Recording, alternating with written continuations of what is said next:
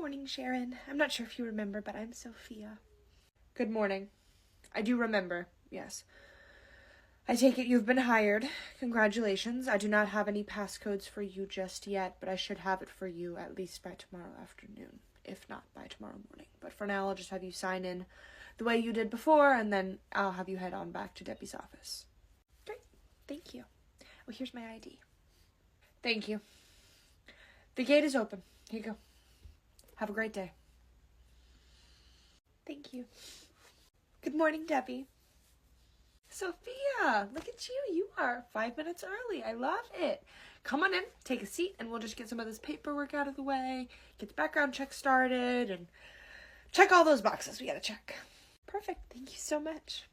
Okay, so everything in here is your handbook, essentially. You're gonna have all your policies, all your regulations, what ratios are correct, everything in here. Any questions you may have regarding what you're going to be doing, you should be able to find it in here. If you cannot find it in here, you ask me and I'll be able to help you. So you go ahead and take a copy of that for yourself, and we're going to go ahead and go through the copy that I have here together. So, okay, so that's essentially everything, and I'll just need you to sign here to verify that you have received that copy for yourself, and we have gone over it together. Okay? All right, and last step is to get this background check started to run through. Now, while we're waiting for this to come back, you will be allowed in the classroom, but you are still not allowed to access and handle the children yourselves just until it comes back. Once it's cleared and everything's good, then you will be fine to go ahead and do so. Can you just verify that all the information on the screen is correct and it is you?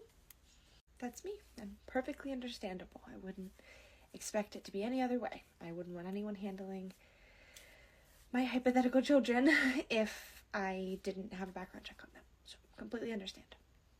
I'm so glad, because some people have a little bit of an issue with it. All right, so that's all submitted, and I am going to have you head on to your classroom, and you can go ahead and work with Heather and Lauren and see what they'd like to have you do today. But you are free on my end. Congratulations. Thank you so much. Good morning. Good morning. Come on in. Happy first day. Come on in, set your things down. We'll show you your designated spot. So these little cubbies are where we put everything. Lauren's obviously not here yet since only my stuff is in the cubbies, but it's kind of like a first come, first serve. You know whose stuff is whose, and you take your cube, and that's your cube for the day, and the next day you can choose a different one if you want. Perfect. I really just have my purse, so I'll just be in that cubby for today. Perfect. Okay, so what I like to do first is go into the back diaper closet area and make sure everybody's just stocked up for the day, because sometimes they'll be using 5+ diapers in a day, and you just want to be ready on deck. You don't want to be digging through, finding where are their diapers and whose is whose. So you already know the system, but let's just go stock it up. Perfect. So I like to take my little binder in there so I'm able to jot everything down as I go along. Everybody has their own method to their madness. I think Lauren does it a little bit differently. However you choose to do it, as long as it's done, it's not a big deal. So I just like to have my paper on handy in case I've noticed after I've stacked things up that the parent may need to buy more diapers or more wipes, whatever the case is. So as you can see here, Avery's are running low. So we're going to find Avery's boxes down here. Yep, I think they're right here. Perfect. And then we're going to put Avery's up in here. But as you can see, her box is running low. So you jot Avery's name down. So when we're doing the papers later, we can remember we need to make a note that Avery needs more diapers. Makes sense. Yeah, I got that.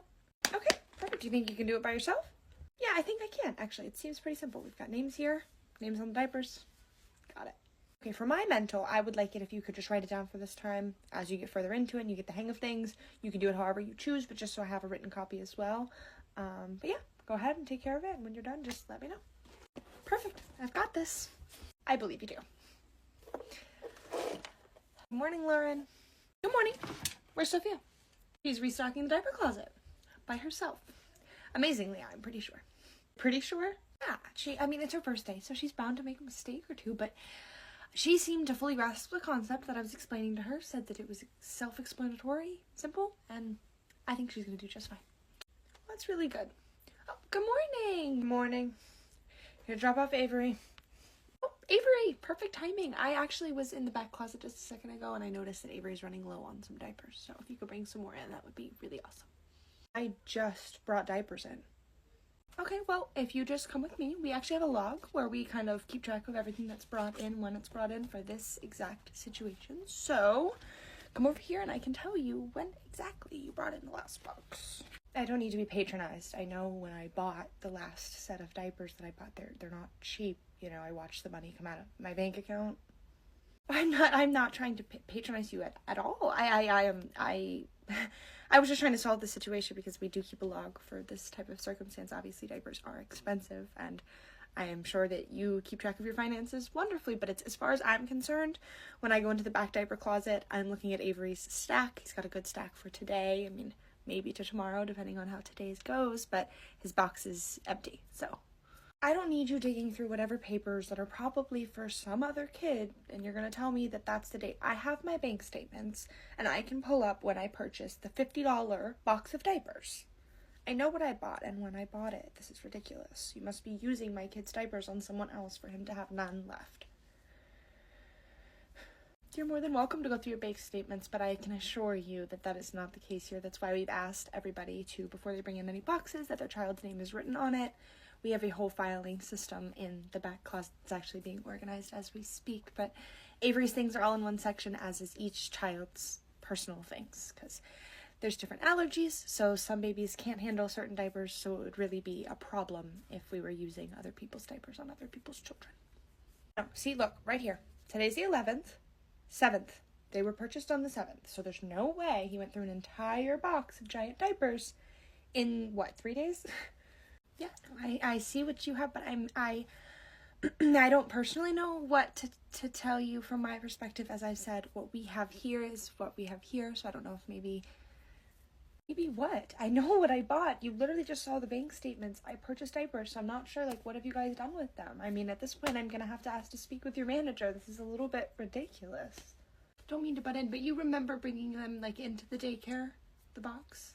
I bought them. I just showed her the bank statements. No, yeah, I understand that. I just mean, like, do you remember bringing in the box into the daycare? Is there a possibility maybe it was left in a vehicle of yours or something like that? Or possibly it's at your home somewhere and you guys are honestly really insinuating that I'm that unbelievably airheaded that I have no idea where I've placed something that I've purchased. I brought them in here. I know that I brought them in here. The fact that you guys don't know that I brought them in here is concerning. Can I talk to where's Debbie? Can I talk to her, please? Well, Debbie would be in her office, but I'm not really sure what difference she's going to tell you but versus what I'm telling you. I mean, like I said, we have a system back there, so everybody's labeled. Everything's exactly as it should be. It's just diapers get used. I mean, is all that I can crack it up to at this point. Okay, but that's all you can come with. So you mean to tell me that you think that 200 diapers, I mean, 198, but 200 diapers went missing in, what, 3 days? They're gone in 3 days? She went through that many diapers in 3 days, is what you're meaning to tell me. Or they were never brought into the daycare. We're just trying to help you figure out what's going on here, because, like I said, I don't have any diapers for Avery, but you're insisting that you bought diapers for Avery, so we don't have them, and I think one of the two of us would have recalled if they went through that many diapers in a short span of time. So maybe they weren't brought here, like Lauren had said. With all due respect, I feel like I'm talking to two idiots right now. Do either of your ears work? It's not making any sense to me why we're still having a conversation when I said I brought them in. I brought the diapers in. I brought them in. I bought them and I brought them. I literally just showed you my bank statements. Can you show me where the diapers are? Ma'am, I would really appreciate it if we could not do name calling, but also we do not have any diapers for Avery other than what I have told you we have in the back closet stacked up for today and today only, unless it lasts until tomorrow. Okay, at this point, I want to see the diaper closet because I feel like you guys have mislabeled the box that I brought in or something, because it's not making any sense whatsoever. I don't understand, and that would be a safety hazard, like you had said, because kids are allergic to different things. So I want to go there and see for myself if you've written another child's name on my diaper box, and that's where it's under, because you guys mislabeled it. I'd be happy to take you on back, but we don't label them at all, actually. You do. You are the one that usually writes the names on the boxes. All the parents are. But you're more than welcome to come on back and take a look. Yeah, you guys could have stuck a sticker on top of what I wrote. You could have done all different kinds of things, scribbled it out, and wrote another person's name. I've seen how you guys like to take from the rich to give to the poor. You think I'm not worthy enough to buy, I buy to whatever the case is. I don't know, but I want to get to the bottom of it. So let's go. I don't. This is the closet, so this is where we keep all the diapers. It's obviously this is Sophia. She is new, but she is organizing the closet right now, and as you can see, this is the section where we store Avery's daily diapers, and this is the section where we store Avery's box of diapers. And as you can see, there is an empty space because we threw away the box this morning. I can show you where we found that away if you'd like. Hold on. Who is this? Who are you? I'm Sophia, like she had said. I'm new. I was just organizing the closet. New. Yep. So you're stealing my diapers? Sorry? No, I haven't taken anything from anyone. Ma'am, no, this is Sophia's first day, so she wouldn't even have been here at the time frame that everything was talked about. Her first day? I'm not buying it, and I don't understand why if it's her first day, she's left alone with people's merchandise. Well, because she's been hired, so she's an employee of our daycare, and one of the parts of organizing the nursery and keeping things in order is organizing the diaper closet, which is one of the simplest things to do here, so we've given that as a job for her to do for this morning. And coincidentally, the second that the new girl shows up, that my diapers, I've never had this issue before, but now that she's here, my diapers are missing. No, I think she's a thief, and now I need to talk to Debbie more than I did before, so I'm done with talking to you guys. I'd like to see Debbie. I really assure you I would not ever take, I have no reason to take diapers from anyone. I would never do something like that. That's completely out of character. I would never, your character? I don't know you well enough to speak about your character. I don't know you at all. You're brand new. Like she just said, it's your first day and you're sitting here with merchandise of mine that's now missing. You're the thief. I mean, I'm no detective, but it's obvious, no? I'm not a thief. I don't steal. I would never steal from somebody. You can cut the crocodile tears out. I have children and I can read right through that. A thief's a thief, even if they try to manipulate people into thinking otherwise. Okay, I'm gonna have to ask you to stop. It is her first day and obviously you're making her upset. You're accusing her of something when you have no proof or basis to actually go back. So let's go to office and let's just speak to Debbie and we can pull up the cameras and we can see the day that you claim that you brought them in and we'll go from there. Sorry, Sophie. Go see Heather. You're sorry? I mean, yes, it's her first day and that was... Anyway, it's just... She's crying at work on her first day, yet you're apologizing to her as if though I'm a monster and she's a child who needs to be coddled. I'm not so sure about this place. She's crying at work on her first day and you're apologizing to her as if though I am some monster and she's a child who needs to be coddled. I'm not so sure about this place. Debbie? Come in. I don't know if you've had the pleasure of meeting Kelly here, but God, do y'all just treat adults like children here? Because first with her and then now with me, I'm fully capable of introducing myself, but also Debbie and I have met on multiple occasions before, so thank you. I was just trying to make her understand. Not necessary. I'm fully capable of explaining the situation. You are more than welcome to go back to the classroom. Yeah, Lauren, why don't you head back to the nursery and I've got this from here. Appreciate it, thank you. Close the door on your way out. What can I help you with? Well, first things first, we've got a really big problem on our hands. What's that? What problem do we have on our hands here? You have a thief on your staff. That's the problem. A thief? Yes, that new girl Sophia, she stole my diapers, and I think that she should either have to pay for them out of pocket or return them to me. But at this point, I don't want them returned to me unless they're in their package sealed plastic still, because God knows what she went and did with them. Honestly, I'd rather her just pay me for them at this point because this isn't right. She stole my diapers, and I know that she did because I've never had this issue before. I just bought in a box of 200 diapers. I mean, 198, but basically 200 diapers. Doesn't it just drive you nuts if they don't add the extra 2? Anyway, I know for a fact I showed the girls the bank statements when I brought them in, and somehow Avery has no diapers. And yet, the only common denominator for something being new would be Sophia. So she obviously stole them. Okay, so if I'm understanding correctly, the girls let you know that Avery needed diapers, and then you're saying that you brought in diapers, which you obviously brought up bank statements to prove that you brought them in now. If the girls, I mean, they have a pretty good system going over there, excuse me, where they know kind of who's bringing in what and what's going on. So I kind of find it hard to believe that they've misplaced anything, and I very highly doubt that Sophia would have stolen anything considering it is her very first day. Do you happen to know if you brought them in or if your husband brought them in for sure? Why do y'all keep asking me that? Of course I brought in I bought the diapers, I brought them in. I don't understand why you guys keep repeatedly asking me this question. She stole them. You have a thief on your staff. Well, the reason that the girls probably asked you is they're probably trying to get to the bottom of this, as am I. So you showed the girls the bank statements. Can you also, I don't need to see the bank statements, but if you could pull up the date that you purchased them and then tell me the relative date that you think that you brought them in, I can pull up cameras to the front desk, and we'd be able to see you bringing in a diaper box, just so we can verify that they did enter into the building. For the love of God, I brought in the diapers. Great, so I would assume you'd have no problem providing me with a date then. Okay, fine. Yeah. I'll take it up. I'll take my time out of my day because you have a thief on your staff for me to try to figure out what date it exactly was.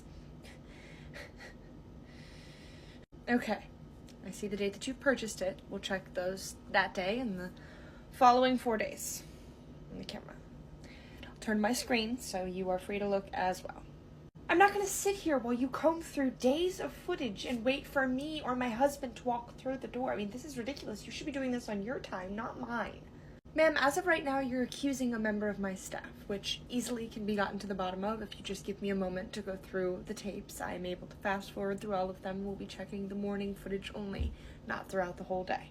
Well, you don't know that it wasn't brought in the afternoon, so I could have easily brought it in the afternoon. My husband could have. I don't recall the exact time of day that I brought the diapers in. I just know that they were brought in. It should have only been brought in the morning, because that's when we take our intake of new products, and most parents know that, and the teachers typically relay that information. So I'm going to be checking the morning footage, which should clearly show. And if we don't see it there, then we can go to the afternoon footage if by some chance you brought it in the afternoon. Okay, so this was that Tuesday morning.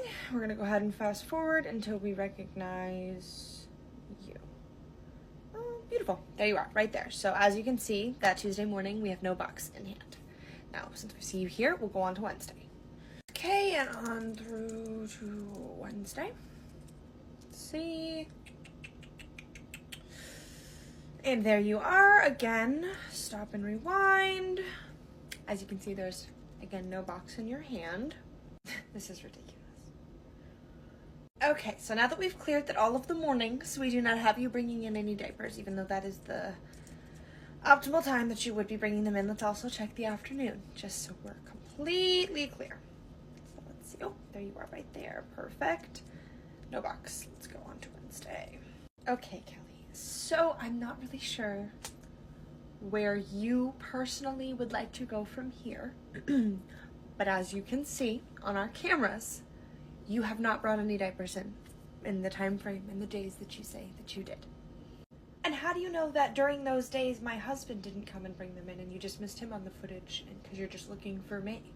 Because as you could see, you just watched with me.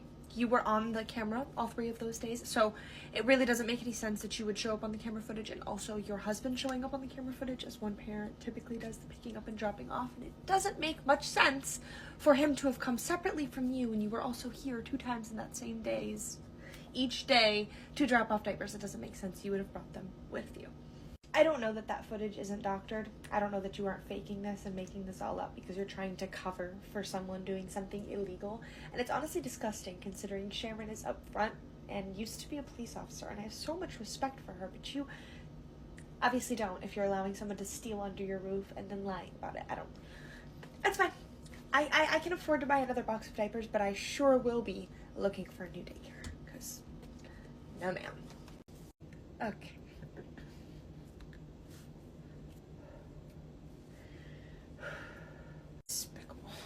Sharon, I won't take just even but a moment of your time. I'm leaving right now as we speak to honestly go research new daycares because I know you are a retired police officer and I honestly respect you so much. Everything you've done, everything you stand for, they are doing illegal things.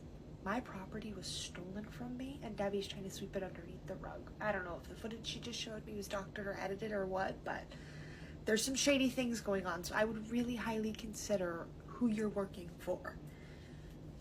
I'm only in your best interest, genuinely. Have a good one. Absolutely ridiculous.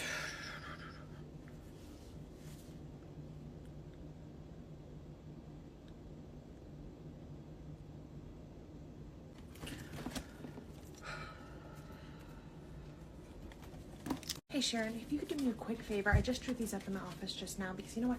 I sat there and I thought about it, and she sat there and accused, I know you don't know the whole scenario of what's going on, but that woman just came in here and she was accusing Sophia, the new girl, of stealing her diapers, and I'm just not gonna...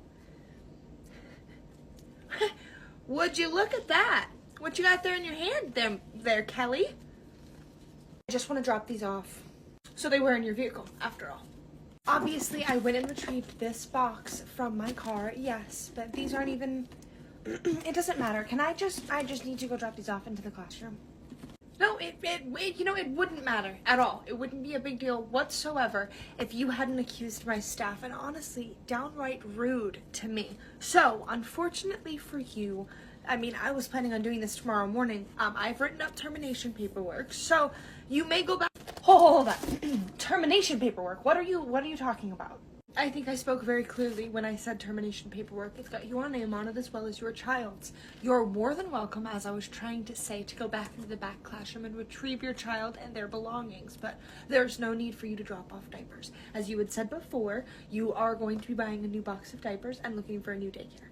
Now, you don't have to buy a new box of diapers because you've located them, which is wonderful, but you still do need to be looking for a new daycare because unfortunately for you, you are no longer welcome here. For what reason? For accusing a member of my staff like they've done something illegal when they had not, and it was simply a mistake that you could have corrected and checked immediately rather than going through all of this drama that it seems that you want to create. You could have just checked your car to begin with. You could have not accused our newest hire, and you could have not been rude to me in my office as well. If all those things hadn't taken place, then maybe you would be letting go. But, unfortunately, that's the case.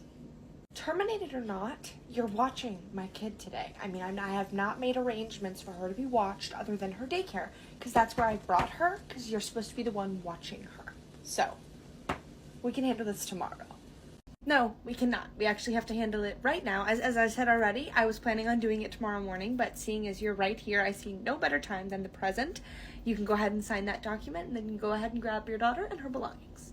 This is ridiculous. There's no reason to exclude Avery from something like this because I made a little mistake.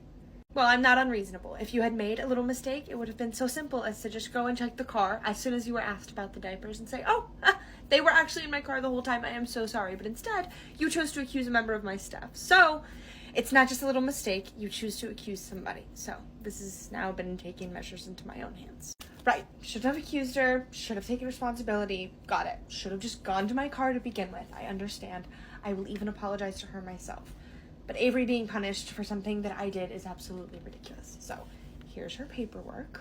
Here's your paperwork right back, because unfortunately for you, Kelly, that is exactly the way that this works. If you choose to do something on behalf of your daughter, seeing as you are the person that I've signed the contract with, I mean, Avery's not the one who signed the contract with me, right, to agree to all of our terms and conditions, you have accused a member of my staff, which I don't agree with, and I stand behind my staff, even if they are only here for one day. So, this is the route I'm choosing to take. If you could please sign the paper, I would very much appreciate it.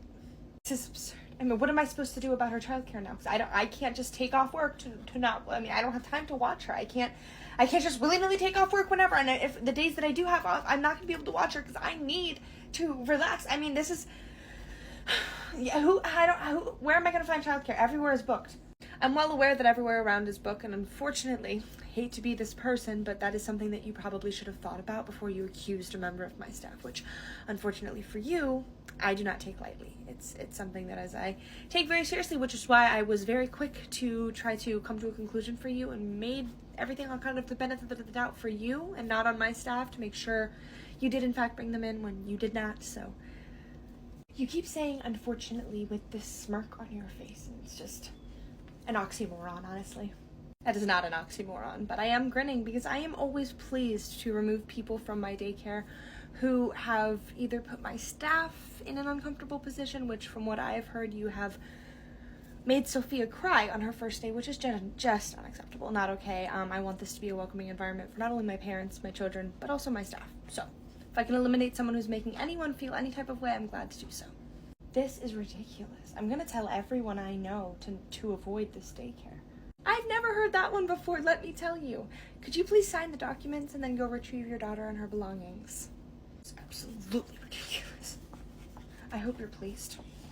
I am. Thank you. Also, if you wanted to issue that apology that you were talking about before, you're more than welcome to, because Sophia does deserve it, seeing as that you were in the wrong entirely. Yeah, I'm not apologizing to your staff. I'm getting my daughter and we're leaving. All right. Thank you, Sharon. Sweetest. I'm here to take Avery. Can I have her back, please? Sure. Yeah, sure. Is everything all right? No, Heather, it's not, actually. I'm gathering her, and I will never be bringing her back, as now we have been terminated. All because I couldn't figure out the source of where the box of diapers went. It's absolutely ridiculous, but I need all of her belongings, her bottles, everything. Everything I brought here, extra changes, sheets, all of it, because I'm not coming back to this godforsaken place. Kelly has already begun explaining to you the circumstances we have here, unfortunately for Miss Avery. However, I see the baby's handoff has already been done, and I'm sure her belongings are to begun being gathered. However, I think that this is a great learning opportunity for Sophia to kind of see the way that you guys work and go through this, kind of showing her the walk around you do to show and make sure that nothing is left behind and everything is handed back to the parents when a termination is in place, or whatever the case is. It's all the same protocol, but I think it's very important that Sophia learn and take step by step with either you or Lauren. I don't want the new girl touching my things. No. Well, she's not new girl. Her name is Sophia. She has a name. So, really honestly, it's not quite up to you. So this is my staff, and I'm going to ask them to go how I ask them to go. So if you could just follow that, that would be great. And I will have her up at the front desk waiting for her belongings in the waiting room. No, I'm gonna wait right here. And Heather, I'm sure, or the one with the floral top, has no problem packing my things alone. There's no reason that Sophia needs to be the one packing my things. Maybe you didn't hear what I had asked Heather to do quite clearly, but I had asked that she shadow next to her and kind of learn the process of what exactly takes place. Never once did I say that she alone would be physically packing your things, but if she is to touch something, then it's perfectly fine, because that's the direction I have been given. So, if you'd like to follow me to the front desk, I would really appreciate it. It's not happening, but it's great to know that you would appreciate it.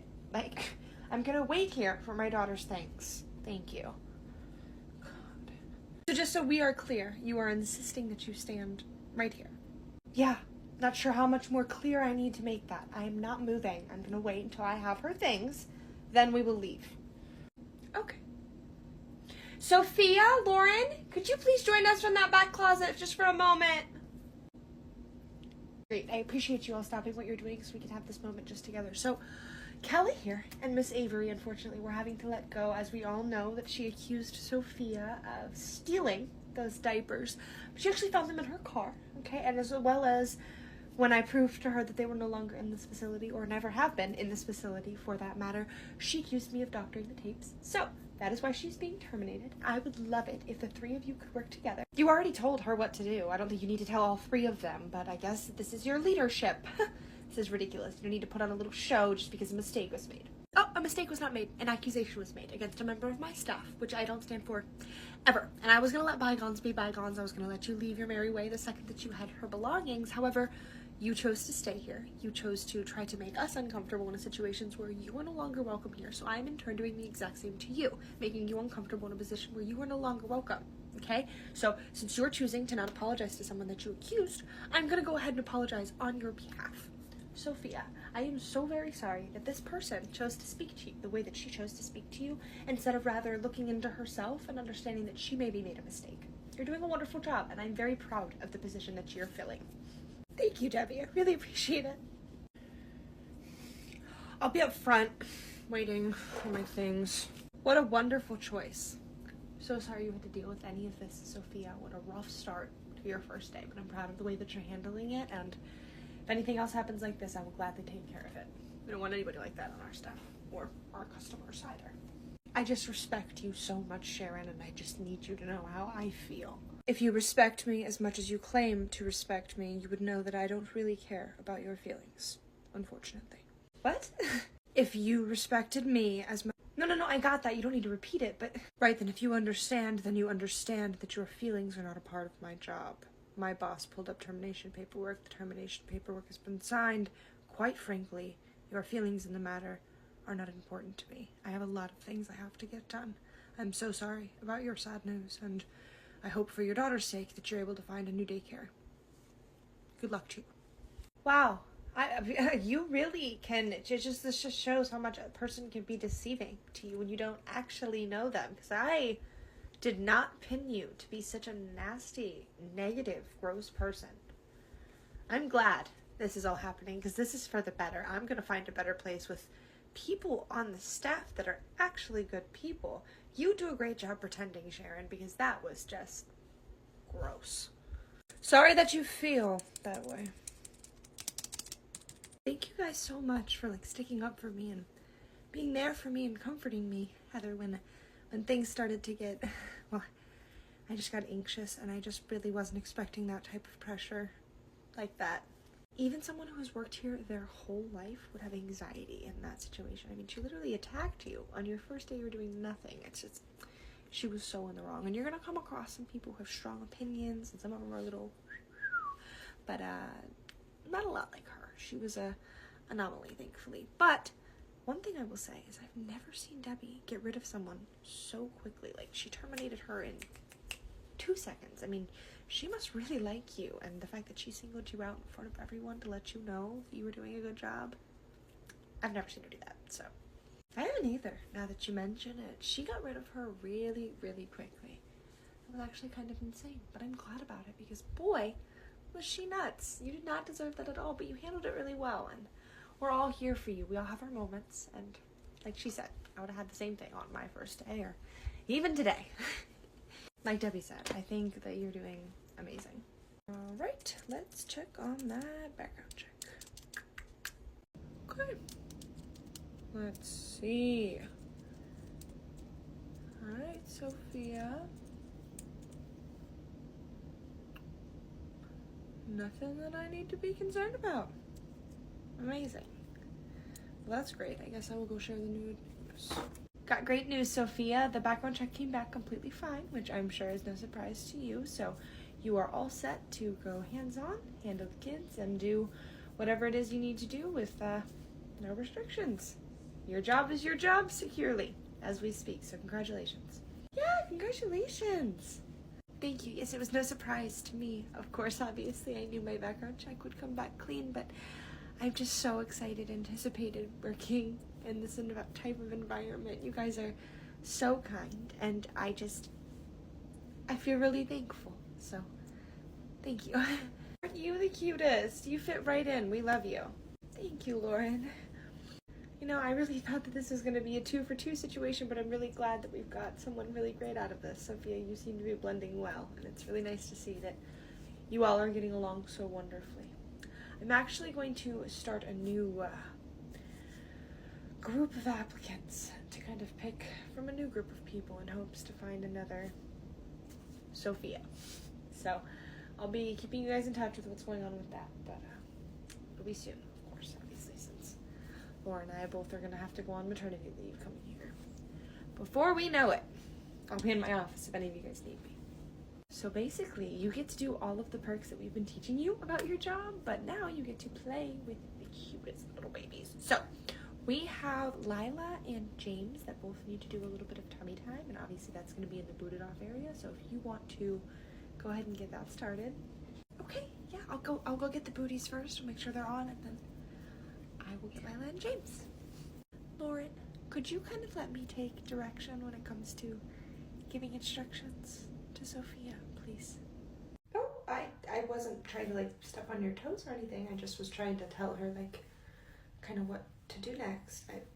I apologize. I know, I just want to get kind of ahead of it maybe before it becomes a problem. I don't think you're stepping on my toes or anything. I don't know how to say it without sounding some type of way, but I just kind of I am the head teacher in the classroom. Debbie's obviously made that really clear. I don't want to pull any sort of hierarchy or anything like that. You know that I have a good relationship with you, and I'd love to grow on with Sophia, but it's just, now that she's an established employee, I would just feel a lot more comfortable if I was the one kind of telling her where to go and what to do, so I know what's going on.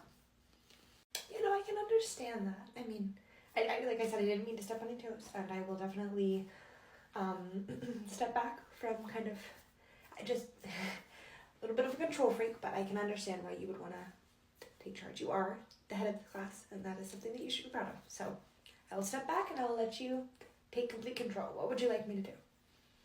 Thank you so much for being the best and so understanding. You do whatever it is you feel like you need to do. It's more so Sophia. I just want to make sure for just our sake that whatever she is doing, she's on the ball with, and it's kind of hard for me to do that if I don't know exactly what she is doing. So let me handle her. You do your usual. We'll be completely fine. Got it. Not a problem at all. Oh, I'm actually going to head out for my break. Perfect. Enjoy. See you in a little bit. Oh, hello, sir. I want to know who made my wife cry. I'm over this. She's calling me freaking out, all because she forgot some diapers. What's going on? Hi, you must be Kelly's husband. We have not had the pleasure of meeting yet. Obviously, I'm Kelly's husband. What, do you guys make people cry all the time? No, sir, obviously not. But obviously we've had a circumstance at hand earlier, so I'm assuming, based on that you are Kelly's husband, which now you have confirmed. So what can I help you with? I don't know how many times I have to say it. I want to know who made my wife cry. And what's this talk about being terminated? I'm more than happy to explain the circumstances for you, but I'm sure that that's something that your wife can also provide to you. You have been terminated from the daycare due to your wife coming and accusing a staff member of stealing your diapers when in fact she had just left them in the car. It was a whole big situation, which again, I feel like your wife could probably elaborate more on, but that is the gist of the situation. So unfortunately, Avery is no longer welcome here. So you just terminate people for forgetting to bring diapers? No, sir, obviously not. I mean, mistakes are made. Everybody makes mistakes. Sometimes parents forget, but we are always great about doing due diligence and making sure everyone is reminded. This is kind of a special circumstance, which again, I feel your wife would be able to elaborate a little bit more on. So She elaborated all she needs to. We've been wrongly terminated, and I want answers. sir, you were not wrongfully terminated, as the director of the daycare and the owner of the daycare was the one to do the actual termination. It's completely out of my hands, was completely in hers, and she made every decision and made sure your wife was aware. And I'm 98% sure that your wife also signed the termination paperwork, so it's kind of a done deal at this point, unfortunately. It's a done deal when I say it's a done deal.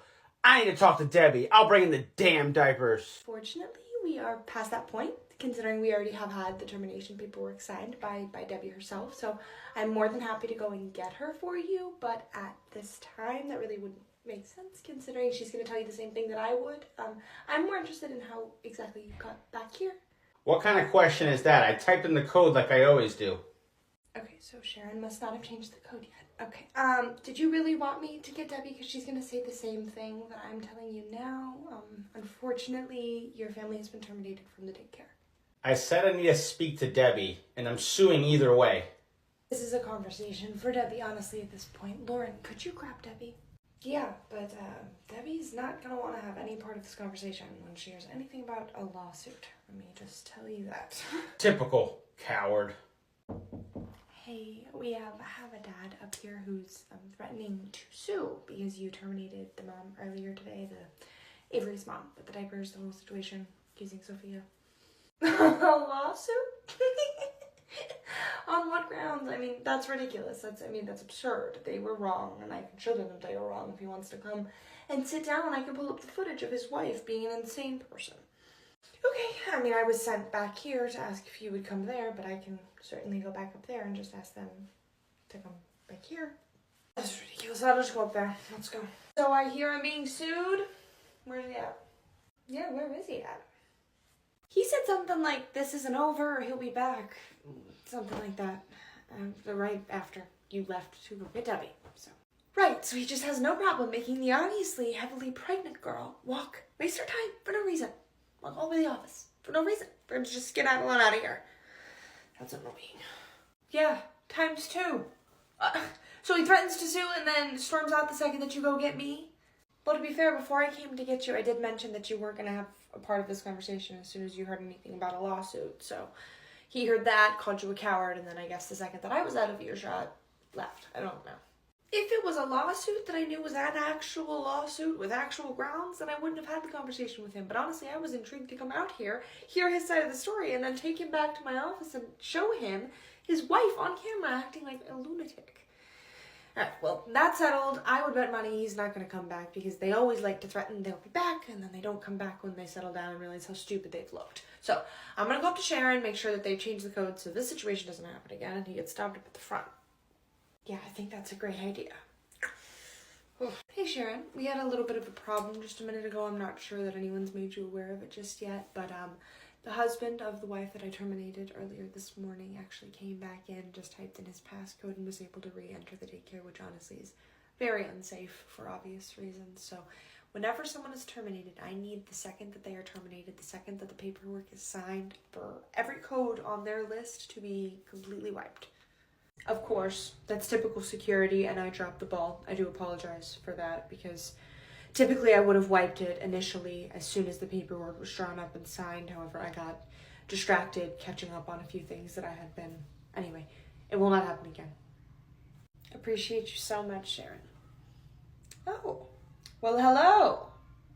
I was informed by my staff that you had left after threatening a lawsuit and wanting to speak to me, which you sent the pregnant girl to go get, and I am also pregnant. Anyway, I see that you are now back.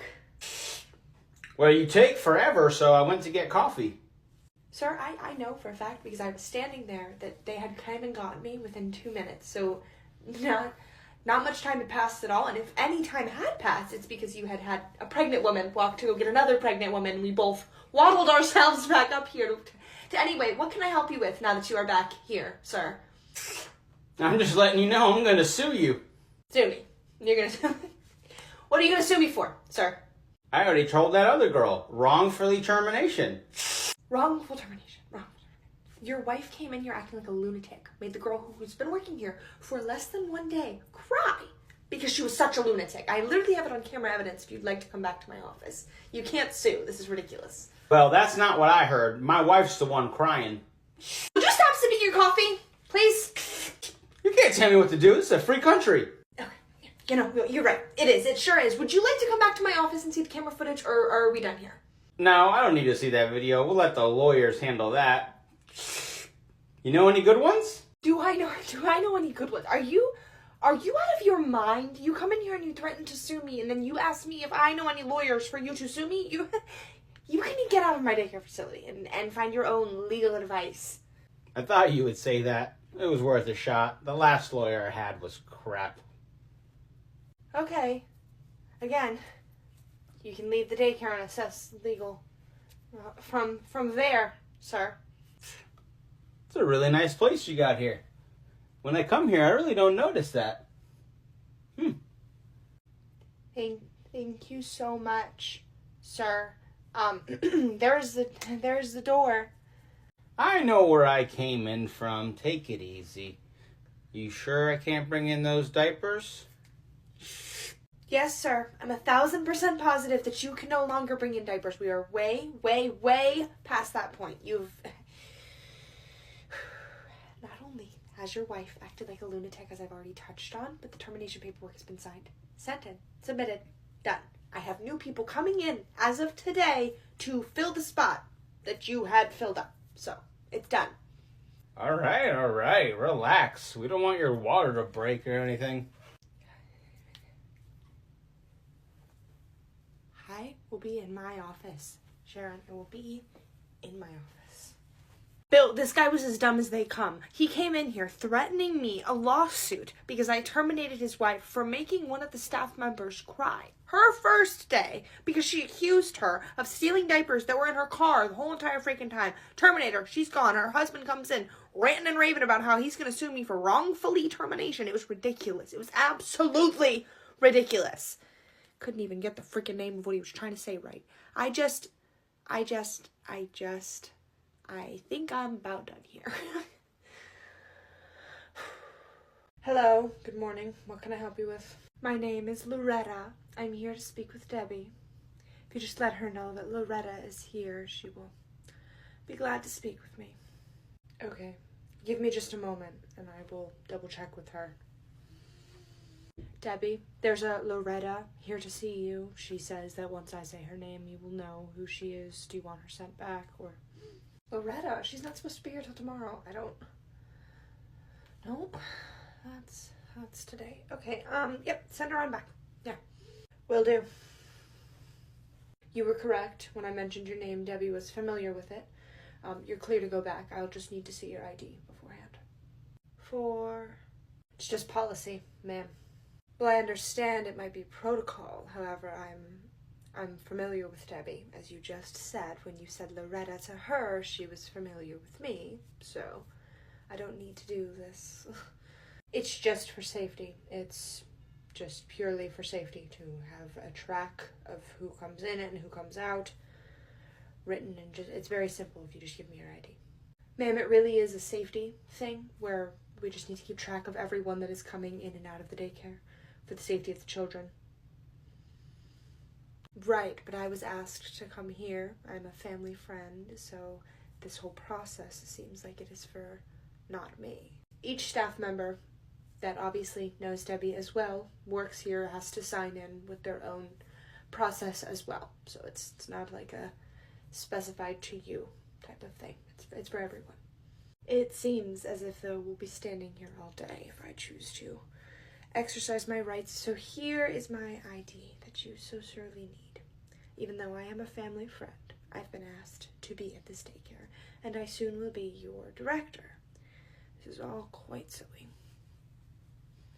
If that is true that you are to be the new director, then I think that you would want to appreciate the fact that we have strict security measures. Oh, honey, it's not an if, but a when. I am the new director. As I've just said, I've been asked here by Debbie's mother herself. She's obviously overwhelmed and ready to call it quits because obviously she is pregnant with child. So, your job will be in my 2 hands very soon. So I suggest you speak to me with at least a little bit of respect.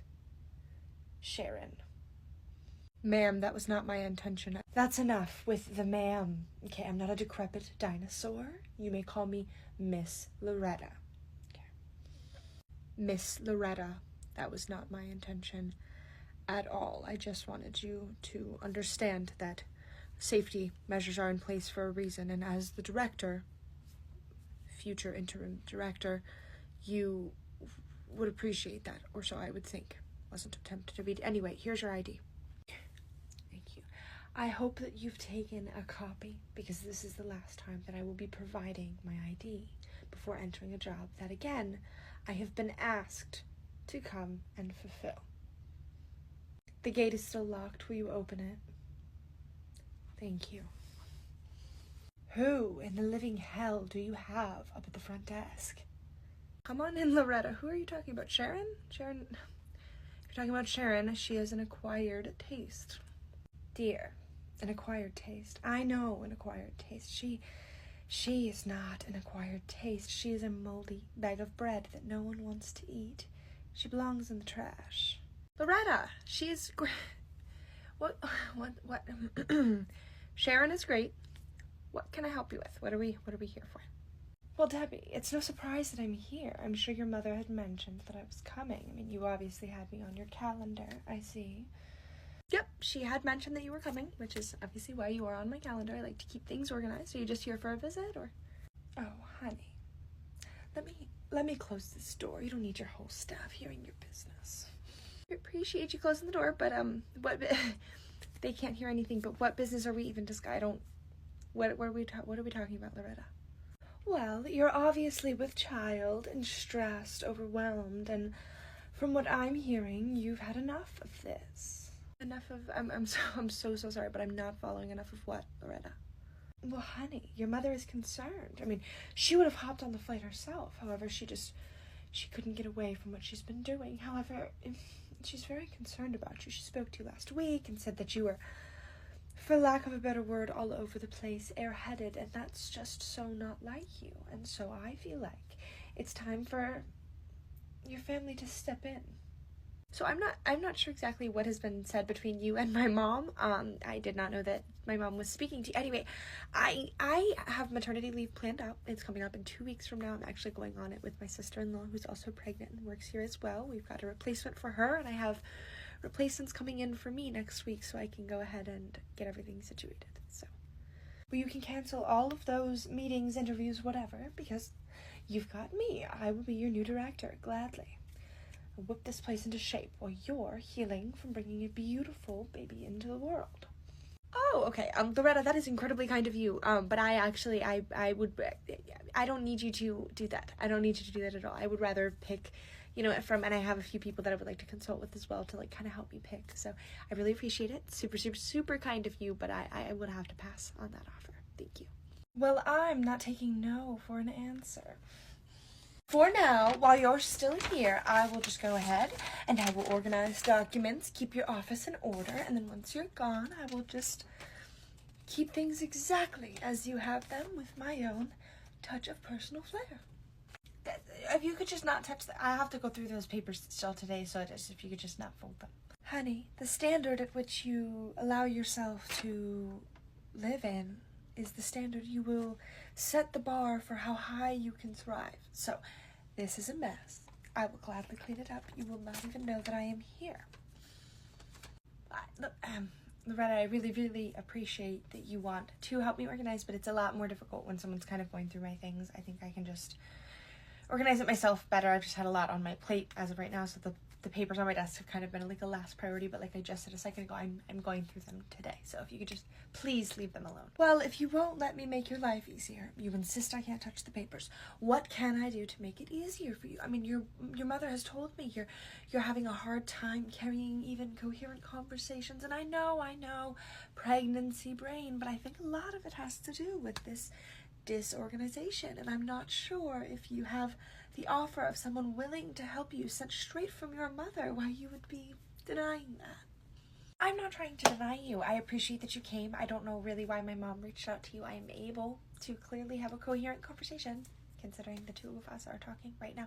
I don't really think that I need help with my personal space. No one comes in here besides me and someone that I need to speak to on certain occasions, and when that's the case, my office desk is cleared off. So, organization, I have got it under control. Well, what can I do? You insist you're organized. Although I think our eyes are seeing two different things, but that's perfectly fine. This is your space and I can respect that. However, your mother has sent me here and I think she'd have my head if I just abruptly went home and left you in this condition. So, what can I do to help you for the time being until I take over when you go on your maternity leave? Loretta, whoever is taking over from you on maternity leave has not been settled yet. As I said, I have people coming in that I need to interview and go through, and people to consult with as well, like I had already said. Right, and I told you to ixnay that because I am here, and there's no need to pay someone more who's less qualified when I will do it for a little less than you would have obviously paid a stranger. However, because I'm family, so I'm here and I'm not leaving. So what can I do to help you? If not organization, something else. I just would you mind going to the store, maybe? You want to go to the store, possibly, to pick up? If that's where you need me, that's where I'll be. You make a list and I'll go on my way. While you do that, I think I'll take a little tour around the daycare. I want to get a feel for the place so I can get really comfortable here. It's only been a few times that I've been here, but I've never had the chance to really explore as an employee or a manager. Okay. Oh, mother. Well, this is lovely. Lot of green going on in here. Lot of green. Hi. Can I help you with something? No, dear. I don't need any help. I'll continue to call you dear until I know your name, but I see you're not wearing any name tag. That's perfectly fine for now, but that will have to change. I'm sorry, I didn't catch your name. Who are you again? My name is Loretta. You may call me Mrs. Loretta, and I am your new director. Oh, I didn't know Debbie had already picked an interim director while she's on maternity leave. That's amazing. So you said Mrs. Loretta. I'm Heather, so you don't need to continue to call me dear, although if you'd like me to wear a name tag, I have no issue with that. But I am Heather. So, and this is Lauren. Lovely. So there are 3 of you in this room. That's a little excessive, but that'll do for now. It's lovely to meet you girls, and you, Lauren and Sophie. Okay. It might take me a minute to gather everyone's names, seeing as none of you are wearing name tags. As I've already told Heather, that will have to change Sorry, I'm just walking in on a little bit of a tail end of a conversation. You're Loretta, I've gathered that much, but, are you a parent, or? Oh, no, I am the new director. Dear, I'm perfectly capable of answering for myself. Thank you. Although, as I'm speaking, I'm very intuitive, and I'm understanding that you are also pregnant, and I remember Deborah's mother mentioning how her sister-in-law also worked here and is with a child, so if my guesses are correct, I would assume that you are that sister-in-law. Yep, that is correct. Right. As I said, very intuitive, so I gathered as much. So, whatever direction I give, it's not really pertaining to you. You are free to just do as you may. You two, I would love it if you could work on gathering some name tags together for the two of you, so I'm really not confusing you both, because, you know, Heather, Sophia could be easily mixed up. You understand? I could make some name tags. Excuse me, I couldn't quite hear you. I said I could make some name tags. That would be lovely, Sophia. I would love it if you could do that and put that together for you and Heather. That would be splendid. And while you're doing that, if you could also make a mental note in your head to try to raise the octaves of your voice so we don't have to repeat ourselves to get the words out of your mouth. Very much appreciated, dear. I'm gonna be right back, guys. I'm gonna go talk to Debbie real quick. Oh, I don't think so. I'm sorry? You're not leaving. I mean, you're in the middle of your job. You're not on your break yet. Otherwise, you would have said, I'm going to go take my break. And there's no reason you need to speak with Debbie right now. She's in her office enjoying her downtime before she joins on her maternity leave. Now, I know you're excited to get on out of here. It must be so difficult carrying your child like this around. But hold your horses. Your time to abandon us will come very soon. I'm sorry, I'm not abandoning anyone. I'm taking maternity leave, as is Debbie, which you are aware of, and I need to go speak with her. I can go speak with her. It could be a personal matter or something like that. I am more than allowed to go speak to my director. Well, I am the director, so I would feel quite disrespected if you went against my wishes, which I have made very clear. So I think there's things you can find here to get done, and whenever it's time for you to take your break or when you are ready to leave, you may speak with Debbie, your sister-in-law, off work time. Oh, okay. Debbie, what the hell is going on? Oh, Jesus. Loretta, why don't you come and join me back in my office? I've got that list ready for you to go. Lovely. I would gladly go take your list. I will go do your shopping for you. I was just telling these lovely girls about how I'm going to be the new director and how I have a few plans when it comes.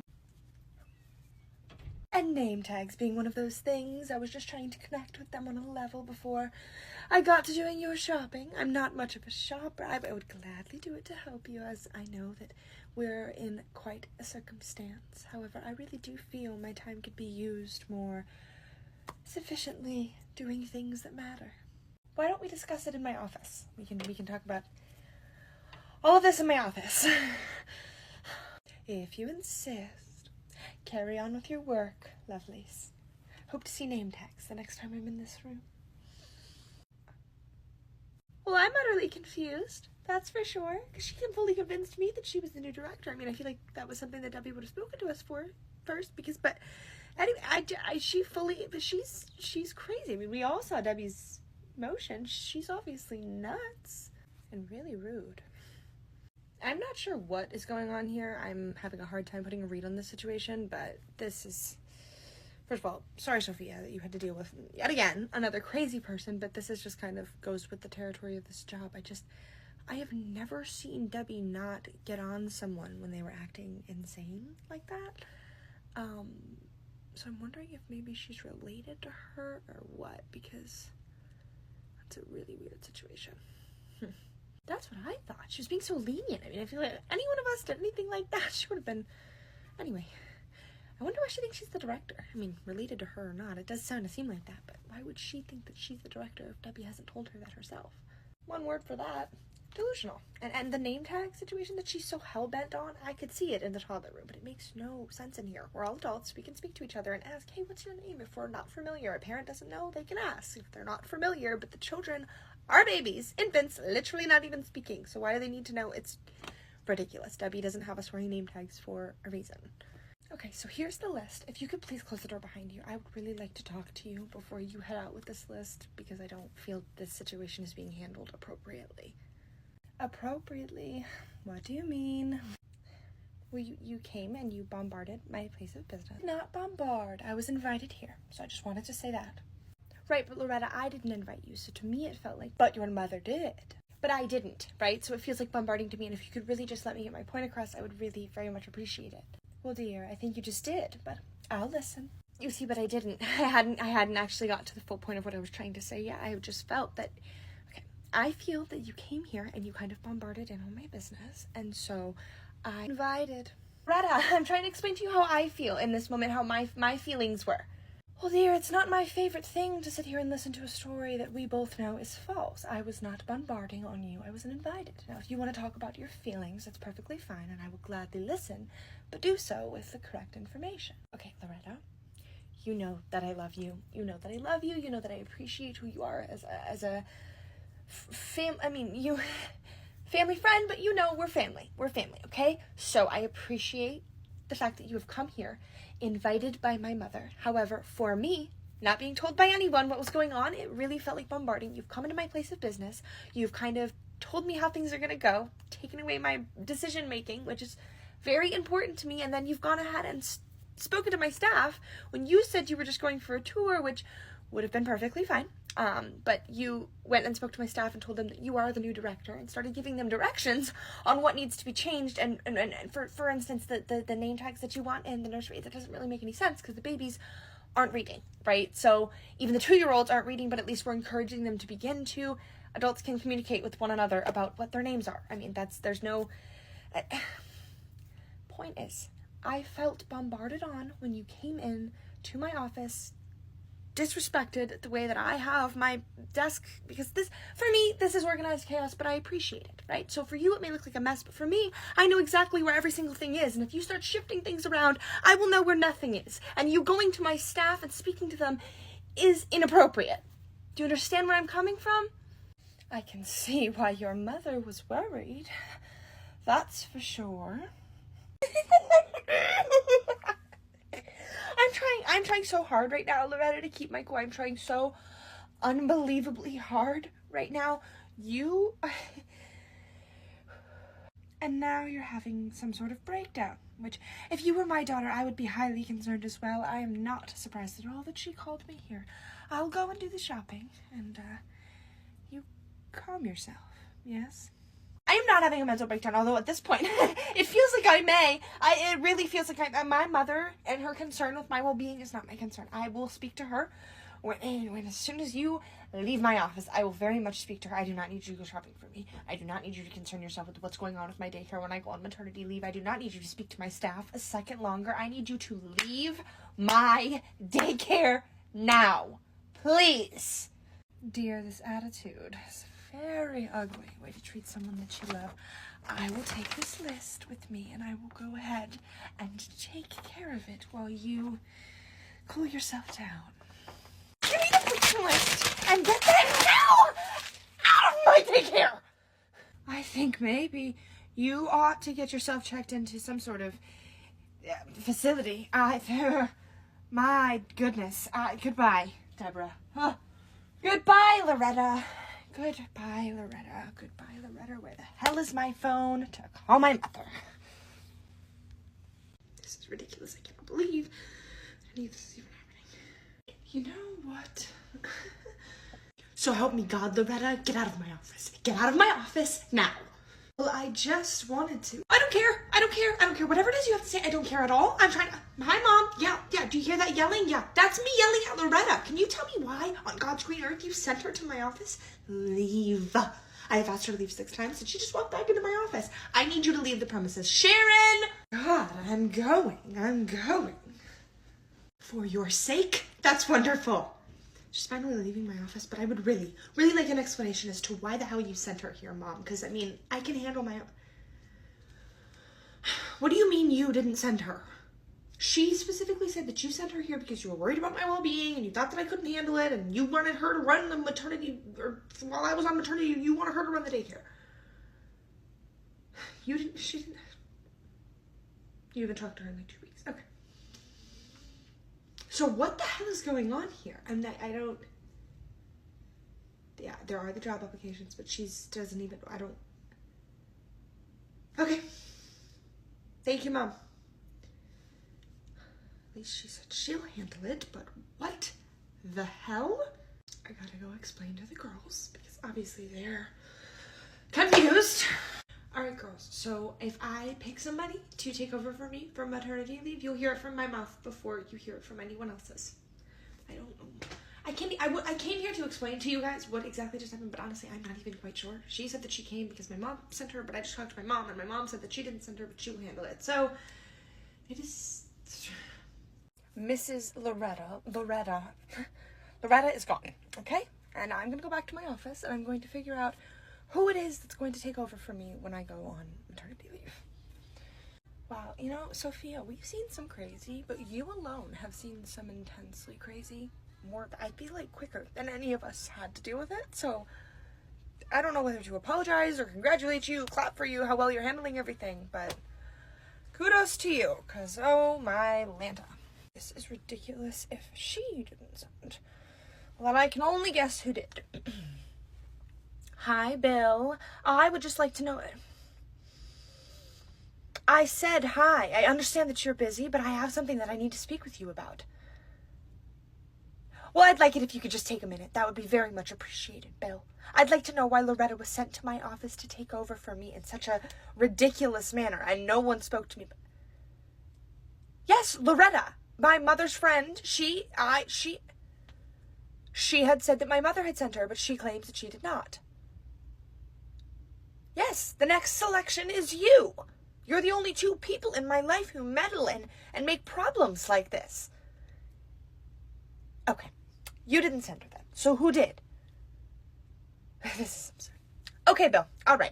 Okay, you're so busy. You need to get off the phone immediately. Absolutely ridiculous. Then who the hell sent her? Mom didn't send her. He didn't send her. Job applications. She did mention the applications. Let's see. Okay, and of course I have a job application. Why would this batshit woman submit a job application and then offer to work for less? This isn't making any sense. I need to call my mom. Hi, Mom. I just got off the phone with Bill, and Bill is not the one who told her about any of this, and if you weren't the one who told her, and he wasn't the one who told her, then I would like to know who is, because she filled out a freaking application, and I'm not sure how she knew how to do so, or that there was an application to do, so I'm just not... What do you mean? What do you mean you just spoke to him? I just spoke to you, and you said that you... So after I spoke to you, my brother called you, and he let you know that he had spoken to Loretta. Why is he speaking to Loretta about me? Lauren. I gotta go, Mom. I gotta go. I don't care if your girlfriend is stressed out. I don't care. Your fiance. I don't care if your fiance is stressed out. I don't care. I'm not. I'm perfectly fine, and I don't need you intervening in what's going on in my business. I don't understand why you would contact Loretta and not say a single thing to me. She acted like a batch crazy person walking into my daycare, ordering me around about how things were gonna go. I mean, mind your own business, please. This is my business and not yours. Are we clear? Wonderful. Have a great rest of your day, too. Jesus. What? Lauren, if you're not too busy, I need to speak to you for a minute because... Just come to my office, please. Okay? I guess I will be right back. Close the door, please. Hey, is everything okay? No! Everything is not perfectly fine. Actually, everything is a mess. Because your fiancé is meddling in the middle of my life. Your brother is meddling? I don't really know what that has to do with me. I was unaware he was doing any meddling, but again, I don't know what that has to do with me. Shouldn't that be between the two of you siblings? You're gonna look me in my eyes and tell me that you didn't know. You honestly think I'd know something and not tell you? I mean, I don't have any idea what you're even really talking about or how he meddled, but again, not my business. I don't really want to get involved. Oh, you're involved. Whether you like it or not, he made sure you're involved in everything because he put a baby in you. So you're now family. And regardless of whether you were family or not, his meddling would have affected your life regardless. Okay, again, don't want to be involved, but what are you talking about? What did he meddle in? He sent Loretta. What? Huh? He sent her. Your lovely fiancé sent her here to intrude and ruin my life. I don't understand why he would feel the need to intervene. This doesn't make any sense. Because I'm far too stressed. I'm far too incapacitated in my condition to do my job and think like a human being. Well, I'm sure he didn't say that. Because, I mean, obviously we're both pregnant here. I mean, he would never treat me like that. I would not allow him to talk to you like that. So I'm sure that's not what was said. I don't know what exactly was said, but that's what my mother told me was said. Basically, the gist of it, that he thinks I am incapable of doing my job because I am in this condition. I haven't spoken to him myself because if I do, I will lose my ever-loving mind on him. So instead of losing your mind on him, you're doing it to me. I mean, I don't really see how that's fair. I have no part of this, and I definitely never said that you were incapacitated or incapable of doing your job, which clearly I know you are able to. I'm not losing my mind on you. At least not yet, but I will if you don't get him in check. He's your fiance. You're in charge of him now. I'm not having him meddle in the middle of my life, and especially when it's going to impact my entire business, all my staff, you, if you were not included in the entire pool of staff that's staying here once we go on maternity leave. And I'll have you know, his whole reasoning for all of this is because you are not handling things correctly. You are so stressed out, so I have to obviously be as well. So whatever stress you're dealing with at home, stop letting him know about it or talk to him about how it's not handling me. It's not bothering me. I'm good. I'm handling it. Whatever you're dealing with, sorry to know that you're dealing with it, but I'm fully capable of running my business. Hold on. I'm fine. He said that this is because of me? Oh yeah, you're not handling things well, so I must not be handling things well, and he just needed to intervene to be Mr. Save the Day. I need him to not intervene in a single part of my life. The fact that he felt upon himself to call a family friend because she's worked in the daycare industry previously in her life, the woman is nuts. She's always been nuts, and he knows she's nuts. So why he would send her here, it just baffles me. It seems incredibly counterproductive if he knows that she's going to be difficult. Anyway, I'm really still stuck on the fact that he's blaming this all on me and the fact that I'm not handling things correctly. I'm doing perfectly fine. In fact, I don't even know that I need maternity leave as soon as I was going to originally take it. This is insulting. We need to get him on the phone because no. Good. I was hoping that's what you were going to say. Make sure the door is shut all the way. Put him on speaker. Sure. Hi, Jerry. What? How are you going to answer the phone with her with an attitude when you're the one trying to disrupt her life? Don't babe me. Why are you doing this and then blaming this on me? Doing what? Sending the bat crazy woman coming to the daycare to take over Debbie's position without even talking to her? I thought she could help. She's insane and you know it. So I'm not sure why you would have her come here and try to take over my daycare, undermine everything I'm doing just because you think that your fiance isn't handling things well. I'm handling things perfectly fine, thank you. I don't even think I need maternity leave as soon as I originally thought that I did. It's honestly insulting that you'd assume otherwise. Well, I didn't mean to be insulting.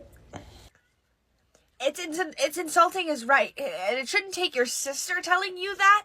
You just know that. You're blaming this entire situation on the fact that you think that I'm stressed out. I'm perfectly fine, okay? And it has nothing to do with me. So I want to know why you think that it was okay for you to undermine your sister like that and send someone in here like this.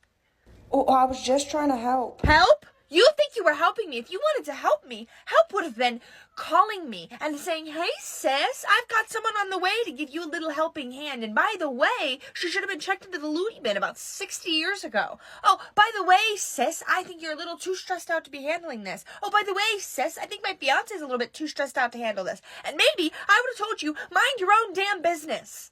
There's no need to be rude. I just worry. Well, don't. Hang up. Did you just have a freaking contraction? No, Braxton Hicks. Been having it for a few weeks now, but the doctor said there's no concern as long as I am able to talk through them. I'm able to do everything I'm able to do. I'm fine. I'm perfectly fine. Everything is good. Was definitely not a contraction. Was not even in any pain. just a little tight for a second because he is pissing me off. Okay, well, I hope we got the message across to him, and I hope that I am not an aunt, officially, for at least a few more weeks. You are technically an aunt. Remember, Jerry does have a daughter, right? Even though she isn't here all the time, she does come to visit, and you are her aunt, even though it isn't official, but once we get married, it will be. January, of course, I'm not discluding her. You know what I meant. You're carrying around my niece or my nephew, and I don't want to officially become an aunt until it's time. Keep them in there for at least a few more weeks, is all I'm saying. Get out of my office. I gotta figure out who the hell is gonna take over me when I get through this maternity leave. Close my door, please. Okay. You guys are not gonna believe it. My freaking fiance, Debbie's brother, was the one who called Loretta in here and told her to, I don't know, take charge of the freaking daycare. It's ridiculous. It's absolutely insane. I kind of got scared there for a second because Debbie seemed upset, but obviously it wasn't at me. Everything's fine now. Oh my gosh, well, I'm glad she wasn't mad at you. I kind of got scared there for a second because her tone was really, like, aggravated, but that makes sense. If her brother is meddling, why would he do something like that? That's so strange. She was a lot to take in at once, and I don't really know why he would drop the ball like that on Debbie. Very strange. Oh, it's because both of us are completely incapacitated because we're pregnant, apparently. It's absolutely ridiculous, and I will definitely be having a talk with him alone when I get home tonight, but we definitely gave him a talking to, the two of us, on speaker, and I'm sure he got the message across. At least enough that there'll be flowers on my table when I get home. All right, I guess there's a first time for everything. How do I turn the camera on? Oh, jeez, okay, Hi, I hear a little bit of feedback on the back end. I don't know if I am on with... I'm here. Perfect, Dolores. I'm hoping that that's you that I'm on with. I don't know if my screen is popping up or what exactly is going on. If you could just give me 1 minute to situate myself. Oh, not a problem. There I go. Perfect. And I can see you clearly. How are you doing, Dolores? I'm doing amazing. I'm actually pretty heavily pregnant, and I am obviously, you are aware what position you're applying for, but you would need to be covering for like maternity leave type of length of time, just so we're both on the same page. Oh, well, well, I am so glad that I brought that up first and foremost then. Well, and then I guess this is not exactly going to work, then, is it? All right, Dolores. Well, thank you for your time. I put maternity time on the freaking application. Okay. I think it's time I type up a brand new application. Specifically, this was added, but it was added at the bottom, and obviously someone didn't clearly read. So at the very tippity top will be the length of time that the job position is needed for, as it is an intermittent doctor. Okay. Perfect. Qualifications that are needed. And let's hope someone sane reaches back out, because I can't do this anymore. Alright. So frustrating to me that he would even get involved with his sister. Like, when has she ever been one to want to meddle with? Like, don't, just leave her alone. If she needs help, she'll let you know. It's just so silly of him. But just don't let it stress yourself out. You know, you want your baby to stay in there as long as possible. I mean, I think we all know men don't always make the wisest decisions, but your baby staying in there is what's most important. I mean, I was a NICU baby, and my mom has never let me live it down. Never let you live it down? What do you mean? What? She had planned for more time me being in her belly, and then she also didn't plan for the C-section either, so obviously I shouldn't have given her that scar, and she wanted more time before me, essentially, and so since I came early, she didn't get to do things the right way. I guess she always says that she had to waste so much time at a hospital where she should have been nestled up in bed at home, and I guess I've always been guilty about it. Okay, hold on. I'm sorry, so Sophia, you shouldn't feel guilty about things that were completely out of your control. You were a tiny little baby who wasn't able to make decisions. I mean, your mom having a C-section or not having someone was not in your control, and then well, I did choose to be the wrong way. I mean, I was breech, so there wasn't really any other choice, and then her blood pressure and my heart rate, everything was happening at once, so if I had just kept my cool, all I'm saying is I just don't want your baby to feel guilty later on in life that she made your experience a little different is all. So, Sophia, I'm my baby wouldn't feel like that because I would not make them. I'm trying to let you know that you shouldn't feel like that. Your mom making you feel some type of way over a C-section scar or her getting less time. That's part of it. It's not your fault that you were breech or that her heart rate. It's not like you were choosing to do this, so that's not guilt that you should carry. Do you get what I'm saying? No, I know. I'm sorry. I tend to overshare sometimes. I just didn't want you to have. Me and my mom don't have the best relationship, so I just wanted to make sure that you knew how your daughter might feel in that situation.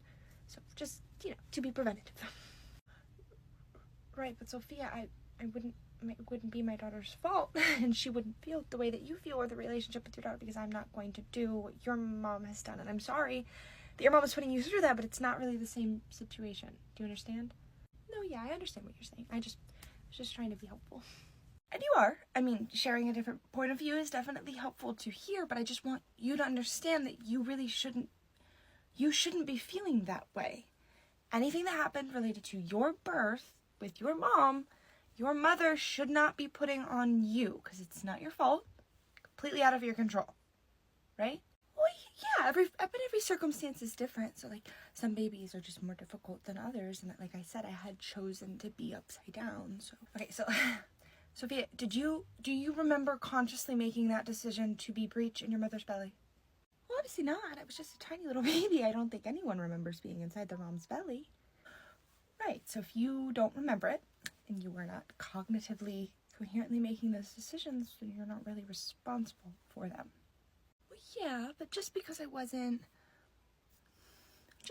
able to exactly make the decision or whatever, doesn't mean I'm not responsible. Like, someone could get drunk, right? And they could go do things that they wouldn't normally do coherently, but that doesn't mean they're not responsible for them just because they don't coherently remember doing it. It's still their fault, though. Right, because that adult in that scenario chose to drink. So they made the choice to drink. You were a tiny infant baby with no capability to make choices. Do you understand?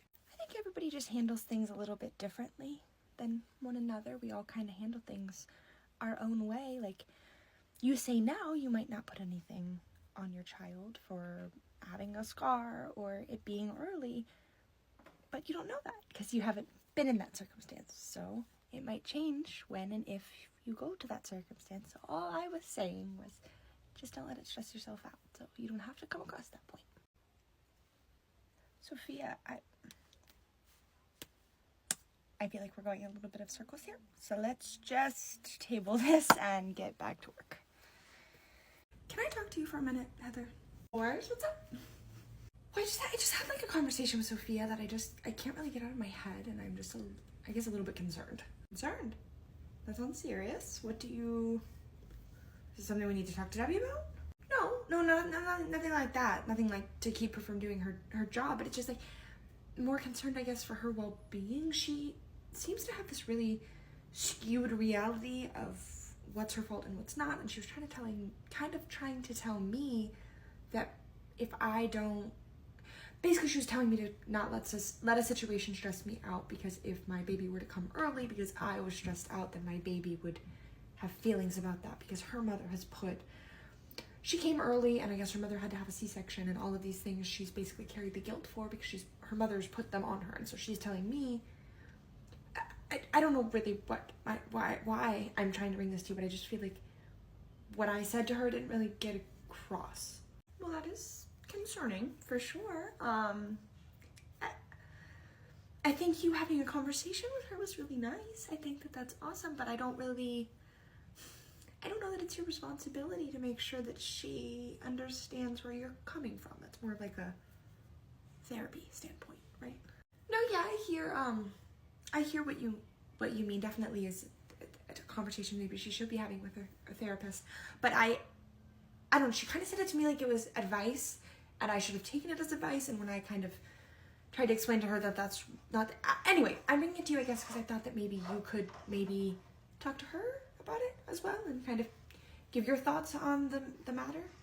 Okay, so I could see from an advice standpoint how that may be a concern to you, because she could possibly give that advice to parents. However, I feel like this might be let's talk about the situation when and if we cross that bridge, not preemptively, because it seemed like it was a conversation maybe had between the two of you, and I feel that it may be odd if I just kind of chime in with my opinion when I was not a part of the original conversation. So honestly, I feel a little uncomfortable bringing that up to her. I think that you guys had that conversation and that's lovely, and I think that maybe you should just kind of let it maybe marinate with her and see if it makes a difference for her, or see if maybe she chooses to have a further conversation with you about it. But again, as I said before, it's not really your responsibility. Okay. Yeah, no, you're you're right.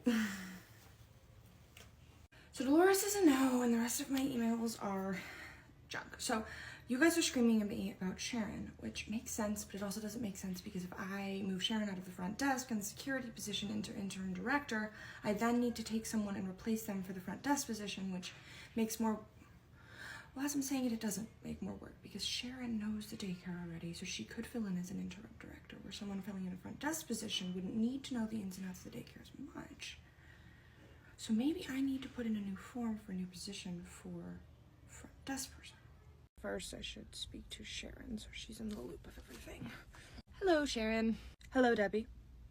I'd like to talk to you for a minute if you have a moment to chat. What would you like to speak with me about? This is kind of like an important conversation, so I don't know if you want to go and have it in my office or if you're okay to have it here. I'm not opposed to having a conversation here. There's no one around. What is it? Okay, well then I will just jump right into it. So I obviously am heavily pregnant and I am going to be needing to go on maternity leave soon, and I've been trying to figure out the logistics of that, and I've come to the conclusion that I think the smartest move possibly to be would be have someone take over your position as the front desk person and then you be the interim director. Me as your interim director, and this would be for the time period only while you are on maternity leave, and then when you resume position here, I would presume my position here at the front desk, correct? Yes, for the time being of my maternity leave, which obviously I would give you the exact dates of when I'd be leaving and coming back, but you would be me, essentially. And then when I am done, you would go back to being you. I have no problem with that. Really? I thought that maybe I would have to sell you a little bit more on it, but that is amazing. Wow. Well, I don't see the sense in going back and forth when I have full confidence I am able to be you for a short time being until you return, which then you will be you and I will be back to being me. Amazing. Well, I'm really happy to hear that you have full confidence, and obviously your pay will be increased, and we'll work out all the details of the exact date that I'm leaving and coming back once we settle down in the office to get things situated. But I just wanted to be able to talk to you beforehand before I go ahead and change the input on the application for the interview for front desk position rather than an interim director. So I will go ahead and do that now, and this is amazing news. So thank you so much, Sharon, and I will be talking to you very, very, very soon. Quickly, anyway. All right, go ahead and alter this job application, and then yes, let the rest of the staff know. I feel good about this. I feel really good about this. All right, ladies, I won't take up too much of your time. I just wanted a second to chat with you about a little bit of a staff change we're going to be having, and make sure we're all in the same loop. So I hate to interrupt, but I do need to speak to you about something to do with the staff as well. If I could chat with you after this announcement. Yes, Lauren. You may speak to me after I'm done making my announcement, which I was kind of in the middle of. I just want us all to be on the same page, and Lauren, honestly, this announcement is not really for you, considering you will be going on maternity leave as well. But while I am on maternity leave, I am pleased to announce that Sharon will be taking over as interim director for the time being, and as everything goes, when I resume my position as director, she will resume her position up at the front desk. Oh, good for Sharon! Sharon? Yes, Sharon. Thank you for your clapping, Sophia and Heather. I'm not sure why the tone of voice that I'm getting from you is so concerned, considering you won't even be here when she is going to be the interim director, so it's not really a concern of yours, Lauren. Listen, I love Sharon just as much as the next person who loves Sharon, but Sharon is the director? I mean, do you want this place to go to hell in a handbasket? Lauren, I don't know where this is coming from, but the opinion is not really one that I'm asking for. I'm letting you know what's going to be happening. So now I'm not allowed to have an opinion? What, because I'm pregnant, that doesn't matter? That I'm not going to be here? Like, I'm not sure. Why does my opinion not matter, but everyone else's does? I wasn't asking for anyone's opinion. I was coming in here with mutual respect for each member of my staff to let them know what I had planned to do when I leave. Again, this won't be impacting you. However, you feel so need to exert your opinion on the matter. I would like you to follow me back to my office so we can discuss whatever it is you wanted to discuss in addition to the way that you're behaving right now, because it's inappropriate. I was just saying, let's go. No, I'm not a child and I'm not a dog that you're going to order and command around. I am saying my opinion and I am allowed to do that whether you want to hear it or not. It doesn't have to impact me for me to think that it's a bad decision for your daycare. I'm not going to continue to have this conversation with you in front of other staff members, which you're obviously making uncomfortable, and possible parents that could be walking in at any moment. If you feel the need to exert your opinion further, you can come follow me to my office. I'm not speaking to you like a dog or a child, but someone who is being disrespectful. Well, I'm not making anyone uncomfortable. Are you guys uncomfortable? Lauren, that is inappropriate to be. I'm sorry, guys. Just please. If you feel the need to continue this conversation, then you can follow me back. Otherwise, I don't know what to tell you besides get back to work or leave. So now you're threatening to fire me. I'm your sister-in-law. I am 30 weeks pregnant and you're threatening to fire me. I'm not threatening anything. I'm trying to make you understand how inappropriate this conversation is right now. I was letting my staff know what's going on and you feeling that I'm not having this conversation with you anymore. I am choosing to exit this conversation. If you want to continue having it, you know where to find me. I can't believe she just walked away like that after talking to me like that, after threatening to, you guys heard her. She literally said, or leave. What else does that mean besides you're firing me? I just think maybe she was just trying to really make you get the point that she wants to just have that convo with you in her office, maybe. So you agree with her? You guys think that I shouldn't have told her my opinion when she's literally hiring someone who doesn't have any capability to, I mean, like I said, I love Sharon. I think that she's nice once you get to know her and kind once you get to know her, but at face value, you two are both gonna look at me and tell me that she doesn't come off abrasive and odd and she's gonna be the one that's supposed to be handling situations.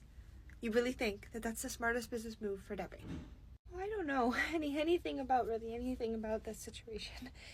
Okay, I get it. You're so timid and quiet. You don't know anything about the situation. You're new. I don't really expect you to know anything about the situation. So if you don't have anything to say, you probably shouldn't be saying that you just don't have anything to say. I suggest just saying nothing. Heather? Oh, I understand the frustration with Debbie, but what did Sophia do? She did it. I mean, peace and love. You did ask her opinion as well. So if she's saying how she feels, but she's not saying how she feels. She was just saying that she doesn't have anything to say, which I was letting her know was pointless. Right, but I don't feel that the tone you said it to her was exactly the nicest that you could have said it. I mean, we can all agree Sophia's been kind of put through the ringer since she's got here, and I think that kindness can go a long way. She didn't do anything, and you were addressing the both of us, so I think it's fair for her to say, well, I don't really have anything to say in the matter, so. I'll admit she's gotten a few things a little quicker than we all have, but we've all been put through it in this job. I'm literally massively pregnant walking around doing this job, so I think it's hard in different ways for everyone. I'm being teamed up on by the two other people in my classroom, so no one else in this classroom is having to deal with that but me. So nobody is teaming up on you, Lauren. We're all just having a conversation here. Just feel that wasn't exactly the nicest that you could have spoken to Sophia, is all. Okay, well, I don't know what the heck just happened to this entire room and this whole shift of how weird the two of you just got, but I'm gonna go talk to Debbie. Get in here and shut the door. Can you talk to me like I'm a human? The second you start acting like one, I will treat you exactly like a human. The second you start acting like one, Lauren, because I don't understand what the hell is going on right now. You were completely fine not an hour ago, and now I'm starting to understand that maybe Jerry was coming from someplace. Are you kidding me? He interrupted your life. I came to bat for you, literally scolded him for the fact that he did that, and now you're going to take his side? I'm not on anyone's side. Well, you knew I was on yours until about 20 minutes ago when you started acting absolutely insane. I don't know who I'm even speaking to at this point. All I'm saying is I can understand where he might be coming from if you're flipping on the switch of a finger just like that. I don't understand. I don't understand why me promoting Sharon is such a concern to you, specifically that you're not going to be here. So I'm not flipping on the switch. I don't agree with what you're doing. And I think as your sister-in-law, as a coworker, as whatever you want to call me, I think I should tell you that. I shouldn't allow you to sit back. I'd be a bad friend if I was just sitting there letting you make a bad business decision and I didn't agree with it. Lauren, my business decisions, they're not yours to have an opinion, a decision on. They're not yours to... You're my sister-in-law. You will be one day. I consider you as such now. But you need to understand that there is a hierarchy here, and I am still your boss. Whether we are family, friends, whatever the case may be, I'm still your boss. And if I choose to make a decision and let my staff know about it, you need to just say, okay. You're acting as if though I have some like vendetta against Sharon, or I'm upset because I wanted the position or something. I don't care. I don't want the director's position. I just think what you're doing is wrong. I'm not acting like you want the position, Lauren. I'm acting like you're acting delusional over me making a decision for my business that I wasn't asking for your opinion on. I already said it. I love Sharon just as much as the rest of us, but if you really think, genuinely, that having her do the back handling of things for a few months while you're gone, I don't know what planet you're living on that you think that's a sound decision, and I'm hearing you loud and clear that you don't want to hear my opinion on it, but I'm having a hard time keeping my opinion to myself when I'm watching you dig your business into a hole. So, Lauren, if I'm being so upfront and so honest with you right now, this entire thing I feel like has just set us back far. I feel like the two of us have gotten close over these past few months, and now I just feel this awkwardness, this odd tension, because I feel like I need to draw a line, because I feel as if though my boundaries are really being crossed on right now. I've made a decision for my business. It's not changing based on your opinion. You clearly feel strongly about it, and that's perfectly fine, but I'm going to have to ask you to keep those opinions to yourself. Okay, Debbie, I think you're being incredibly dramatic, because your sister-in-law is trying to give you a piece of advice that I think that you should listen to. And in the coming future, I think that you'll look back on this and say, wish I listened to Lauren, but understand it loud and clear. If you understand me loud and clear, then you understand that this conversation that is taking place as we speak is not one of sister-in-laws, but one of a boss and an employee. So I'm going to have to ask that you get back to work. Yes, ma'am. Debbie's lost her mind, you guys. Debbie's lost her ever-loving mind. She's literally trying to tell me that my opinion doesn't matter, and the fact that, we're literally sister-in-laws, and she's treating me like I'm an animal that is astray, that she needs to tell to sit and stay, and it's absolutely ridiculous the way that she just spoke to me and literally said, this is no longer a sister-in-law conversation. This is a employee and a boss conversation, and I think you need to go. Lauren, maybe this isn't exactly the best place or time to be doing this. I was actually about to go take my break. If you wanted to switch with me, I would be more than happy of letting you take my break and I could take yours. What? Well, just that it would be perfectly fine with me. I'm it's no problem at all. I can wait for my break. You go ahead and take it, because obviously you're a little worked up, and I think everyone needs a break when they're in the middle of being stressed out about something. So I'm fine. I'll take my break when it's time for my break, like I do every day. God, I was hoping when I left and come back that you guys would stop acting so freaking weird. What is the problem with me trying to explain what she was literally just acting like a crazy person? You would want to vent too. Well, I perfectly understand the need and want to vent, which is why I'm kind of trying to give you that out. But kind of like Debbie touched on a second ago when she was in here, this isn't exactly the correct spot to be doing it, because a parent could walk in at any moment, and we don't really want them involved in whatever's going on in the inner workings of here, right? So if you want to vent, more power to you. You can take over my break time, and you can go ahead and vent to whoever you need to call, whatever you need to do. I feel like that was a really roundabout way of saying I don't care what you have to say, I don't care how you feel, shut up and get back to work. I've got it. I kind of thought that we were friends, and that like when something happened to you guys, you vent to me, I vent to you. There's literally no one in here besides us and babies who don't understand what we're saying. But that's fine. No, that's fine.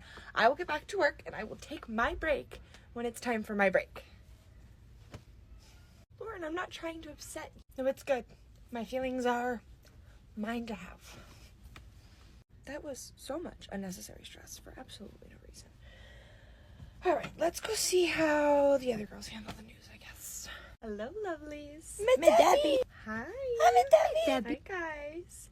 If I could chat with you Well, for just a moment, it'd be really wonderful. I see you're in the middle of something. I have no problem standing over the My side shoes are and waiting. pink. That's a teddy bear. News. But Debbie, do you think my backpack's cool? Your backpack is very cool. Elijah, come on, bud. Elijah, did we see all of our friends sitting at the table? We should join them. Do you hear Miss Cece talking to you? Yeah. We should probably listen to her, right? Okay, go fill your belly up. All right, buddy, scooch in. I've been keeping your seat warm for you. I'm cozy. Yeah, well, maybe you should have come when I first called you then, because I've been keeping it warm. All right, I need to go talk to Miss Debbie now. Reagan, do you have a minute? Yeah, I just finished cleaning up the outside area. Let me just close up this door. What's up? As you can see, Debbie's standing by the front door. So, be quick. She says she's something she wants to talk to us about. Well, we haven't had you come and visit us for a minute now. I mean, you were not showing as much as you are now when I last saw you. That is amazing. You look amazing. And the kids are excited. They barely wanted to sit down for lunch. So, Reagan said she's finishing up just outside and she's just putting away the last bits of things. So she'll be over here in just a second. But, if you want to tell me, I'm here. Yeah, well, I don't have to come in when there's no problems. And obviously the two of you have been doing a wonderful job. So, I see no problems. And yes, I am growing and growing. It's invading and invading the more the days go on. It's not that big of a news, I guess. The other classrooms didn't seem to. Anyway, Lauren, let me just not. Sharon will be taking over as interim director when I go on maternity leave. Oh, amazing. Awesome. And Lauren, it's got nothing to do with Lauren. So, that's the news. Sharon is going to be taking over as interim director, and I will be getting a new front desk person to take over her position for the time being. When I return, she will return as everything will return as it's supposed to be. Right. So what's up? Sorry we didn't wait. I kind of told her that she could just tell us. Sharon's going to be the new interim director. Well, Debbie's gone, and she's going to get a new front desk person to take over Sharon's position, and then when she's back, everything will return to normal. Sharon. You want Sharon as the director? Yes, I want Sharon. Yes, Reagan, I want Sharon to be the director. I think I just said that. Is there some reason that you have an issue with that? No. I don't have an issue. I think Sharon being director is a wonderful idea. There was definitive tone in your voice when you asked your question. What might have been just a question from you, I picked up a lot of tone on, and like I told the other members of my staff in this building that feel the need to so exert their opinion, I'd prefer you keep it to yourself. Thank you both for being so supportive of my decision that I've taken a long time to think about and make. I'll be in my office. What did I just do? I'd venture a guess someone from one of the other classrooms, and I would venture a guess it's Lauren, considering she started her sentence with me, with Lauren, and then had an opinion about Sharon being. Why do you care if Sharon's the director? If I'm being so honest, I thought that she was testing us and saying, I'm going to hire this person to see what we thought, because Sharon, she's great. She's wonderful with the front desk, security purposes, but to be dealing with day-to-day problems, she doesn't.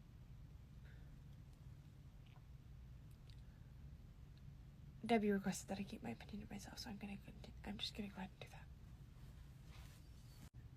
I mean, I guess, like, emotionally, I could see where maybe you're coming from, but Sharon was also a police officer, so I feel like she's more than capable to be an interim director for a little bit.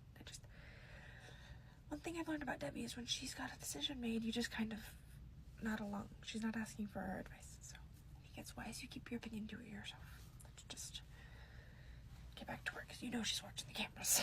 Titled little freaking rats think that they can have say and control over what's going on with my business. I don't know who these women think that they are. Okay, let's get into this. Oh, goody. New application entry. I am delighted to hear that you are interested in the front desk position, and I would love to speak to you at your earliest convenience about coming in for an in-person interview. You come in, job is yours. Send. As you know, Sharon, I'm not one for drama. However, I think that in this situation, you need to know exactly what's being said and what is going on here, since you are to be me in the very near coming future, sooner than I initially anticipated. Let me tell you that. Multiple members of the staff have an issue with you being the director, seeming that you can't take over that position when I have full confidence that you can do so, and they know that I have full confidence that you can do so. So, despite whatever they think, you are still taking over the position. I have just reached back out to somebody who's filled out an application to take over your front desk position, and I will be leaving very soon. Well, I think the staff being comfortable with me is extremely important, so I don't know that this is a position that I can take if they are not comfortable with me. No, because you already agreed to be the director, right? So it doesn't matter if they feel any type of way about it, because I feel confident in it. You felt confident in it until anything was said. This information wasn't given to you so that you will back out or quit, because I know that you are above quitting, and I've already notified somebody that if they come in for the position for the front desk, that job will be theirs. So imagine the disappointment they'll be receiving when they come in and they understand that job is not exactly theirs. So I need you to be the director, Sharon. I can't have you backing out on me. I understand that it would put you in an uncomfortable position, and I do apologize for that. However, I do not believe that I would be able to lead a group of people who do not want me to be their superior and also do not respect me. Because if they had any respect for me, I would know that any of these staff members felt any such way about me. However, I'm hearing it from you, the boss of the entire staff. So, obviously, they are very upset with me being the one who was chosen for this position, so I would like to politely decline. No, there's no need to politely decline, okay? You had already agreed to the position. I have already submitted a front desk position, which, again, I've already said that I've made contact with somebody who is going to be coming in for that front desk position, and I've already kind of had the workings in my brain that you will be taking over my daycare. I need you to follow through with what you said, Sharon. It's kind of important that you do. Again, I am very sorry to put you in an uncomfortable position. However, I don't see it as me backing down. Had I had all the information that I have now, I don't believe I would have ever initially agreed to the position at hand. There's more information provided. I think it's perfectly fine for someone to change their stance on something when they learn more about it. Sharon, this seems a little bit ridiculous, don't you? And I deal with a lot of ridiculousness coming from the rest of my staff, but never really from you.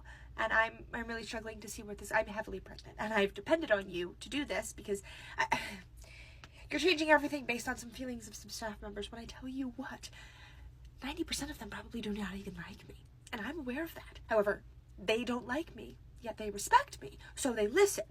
They may not like you, they do respect your authority, being who you are. Everyone here respects you, so they will listen. You don't need to be liked. You need to be feared. I can understand your logic. I suppose if you gave me a few days to think on it, I could make a more clear decision, but as of right now, I'm not feeling so confident in it as I once was. Okay. I don't have long, though, because I do have an interview coming in that is going to be for the front desk position, so I am going to follow through with that interview regardless. And I can rally. I will rally all of the staff member to get together and understand that this is for the greater good. They will be on board. I do not need a rally of staff to make me feel better about myself. I just need to assess myself, the way the staff interacts with me in a day-to-day before I can give you an answer. I'll give you an answer by Friday. Friday. Okay. Yeah, I could do Friday. I would prefer an answer right now, but I can understand your possible hesitation. However, I will say that one of the people who had some sort of opinion about it will not even be here when you will be in charge. So if that makes any bit of difference to you, Lauren and I will both be on maternity leave when you are the director. I understand. That kind of went without saying, as the two of you are obviously very much pregnant and at the same time. However, you only know the way that the staff has just outwardly spoken to you, so there could be other people who have harbored feelings of disdain for me as well. So I would just like to observe myself the way that people interact with me. And like I already said, I will let you know by Friday. Okay. We'll revisit this conversation in 2 days.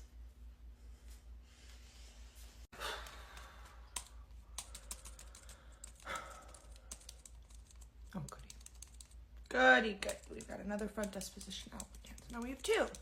One who's agreed to come in and one who would like to set up an appointment. Now I have 2 front desk people and no one for the director position. Amazing. Hey, I'm gonna need one of the 2 of you to go up to the front desk and get me a few more copies of these. I only have 3 left, and obviously we need many more than that. I have no problem going. I'll go take a visit up to the old Sharon, see how she's taking the news of new director. Be right back. I'll tell you, I'm a little shocked to see that you're still up here. I thought you'd already taken over back at Debbie's office, Miss Director. I just need a few copies of I am not the director. Copy of... Well, of course you're not the director yet. Debbie's still here. You're standing at the front desk and doing a wonderful job, might I add. I'm sure you're going to do an amazing job as director. I just need a couple copies of the baby report. You really think that? Think what? That I am a wonderful front desk person and that I would be a wonderful director. Yeah, you do a great job at the front desk. I think you'll do amazing as the director. You know, I think we're in agreement there. I do also think that I do a good job. However, it seems that not everyone thinks that. Well, I don't know who's saying that, but you obviously, they haven't known you very long if they're talking about that. Anyway, I just need, these ones. Make copies of, please. Right. You couldn't have by chance said anything about your opinion on my director position. Me? No. Why would I have anything to say about what you're, I mean, I'm not even gonna be here. I'm pretty heavily pregnant, so I'm not sure why I would have an opinion on what you were even doing. So nope, not me. I think lying is the ugliest of all things, Lauren. You may have wanted to deter me from being the director by telling Debbie that it was a bad decision, which she ran and told me quite immediately. And for a moment, I'd say you did deter me. I thought, how could I reach out and take care of a staff who doesn't even want to respect or listen to me? But you won't be here. And anyone else who has a problem will respect my authority as they all have, because at the end of the day, I do believe you all fear me, don't you? Fear you? Yes, fear me. You all fear me. I think I would do wonderful as the director. As a matter of fact, I think I'll take your words against me and use them as my ammunition and my fuel for my fire to go forward. And fuel? I'm not sure what Debbie told you or what exactly was said between the 2 of you. I'm not sure because I wasn't here. All I know is I came up here to make some copies, which obviously I'm fully capable of doing, but I thought if maybe you already had some copies made that you can go ahead and ask me and I could have them ready to pass on to you. You want to talk about the copies, however, I do not. I would like to talk about the things that you have said regarding my taking over of the director's position. Right, and I'm telling you that I don't really have an opinion, whether you being the director or not. I don't care because I'm not going to be here. I just need my copies, Sharon. There is no reason for Debbie to make up an extravagant lie that you were saying things behind my back and that I basically essentially needed to keep an eye out for you. There's no reason she would go through all of this and do that. Look, I already said I don't know what was said between you and Debbie, but I'm beginning to get a little bit frustrated at this point. I didn't say anything about you. I don't care if you're going to be the director. I'm literally not even going to be here. So it's fine. Can you just give me my copies? Well, because I think being a liar is the ugliest thing that you can do, and you're obviously lying. There's no reason that Debbie would be coming up with this extravagant story. As a matter of fact, I think that we should get down to the bottom of this, considering you are saying you didn't say it. She came to me to let me know that you did, and you were not alone. Mind you, obviously people in this daycare are obviously very intimidated by me and my nature. But fear not. I'm not going to let that deter me from the path that my director has chosen that I take. Debbie, is there any way that you could speak to me for just a moment up here? I'd like to get down to the truth. You're psychotic. I'm just calling you out on your bullshit. You obviously went and you said something to Debbie, which is just... Honestly, I don't know what to make of it because you've always been so kind to my face, but to hear that behind my back you're letting our director know that I wouldn't be a good fit for an interim director when she feels that I would be, I think that you should offer nothing but support for the decision that your director has made. But obviously you chose to do otherwise, and now you're telling me that you didn't, which I think is disgusting. I think you're a liar, and I want to get down to the bottom of it.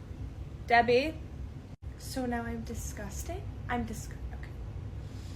I think you've lost your mind. Debbie, you don't even need to come out here if you've already started to make your way back. I did say something to Debbie. She came and announced that she was going to have you be the interim director, and all I could do was let her know that I don't think that that's a wise decision. I came to her as a sister-in-law. She chose to make it all businessy and weird, so she doesn't want to take my advice. She wants to run her business into the ground by choosing you, of all people, to be the director. I think it's the most foolish decision she could ever make. She doesn't want to listen to me. You think that it's against you in some degree. I just don't think it's a great decision. So I said it. I'm curious to know what exactly you think makes me unqualified to be an interim director. There's a lot of things, Sharon, and honestly, I don't even want to be having this conversation with you, but the fact that you keep dredging it up and insisting that I tell you, I will go ahead and let you know. I think you have no emotions. I think you have no sensitivity for the situations around you. I think you have no social awareness to understand and explain things to people when they be having a hard time. I think that you are inept in a lot of situations. I think that maybe that has something to do with your age. Maybe that has something to do with your former profession. I'm not exactly sure, but I think you as a director would be an absolute shit show. I think that you ought to be ashamed of yourself, that you just spoke to me like that because of my background of being a police officer, which now I am retired from, and my age, I can't be an interim director. I think you are a disgusting human being, and I don't want to speak to you any further. Get your own copies. I think you ought to be ashamed of yourself, that you think because of my previous job as a police officer, which I am retired from, and my age, that I would not be okay to fulfill an interim director position. I think you are a disgusting human being who I don't wish to speak to any longer. Get your own copies. The fact that you don't see that you're proving my point right now is baffling, honestly. You calling me disgusting, throwing out the word disgusting as if there was some word that is normal in everyday vocabulary, isn't director behavior.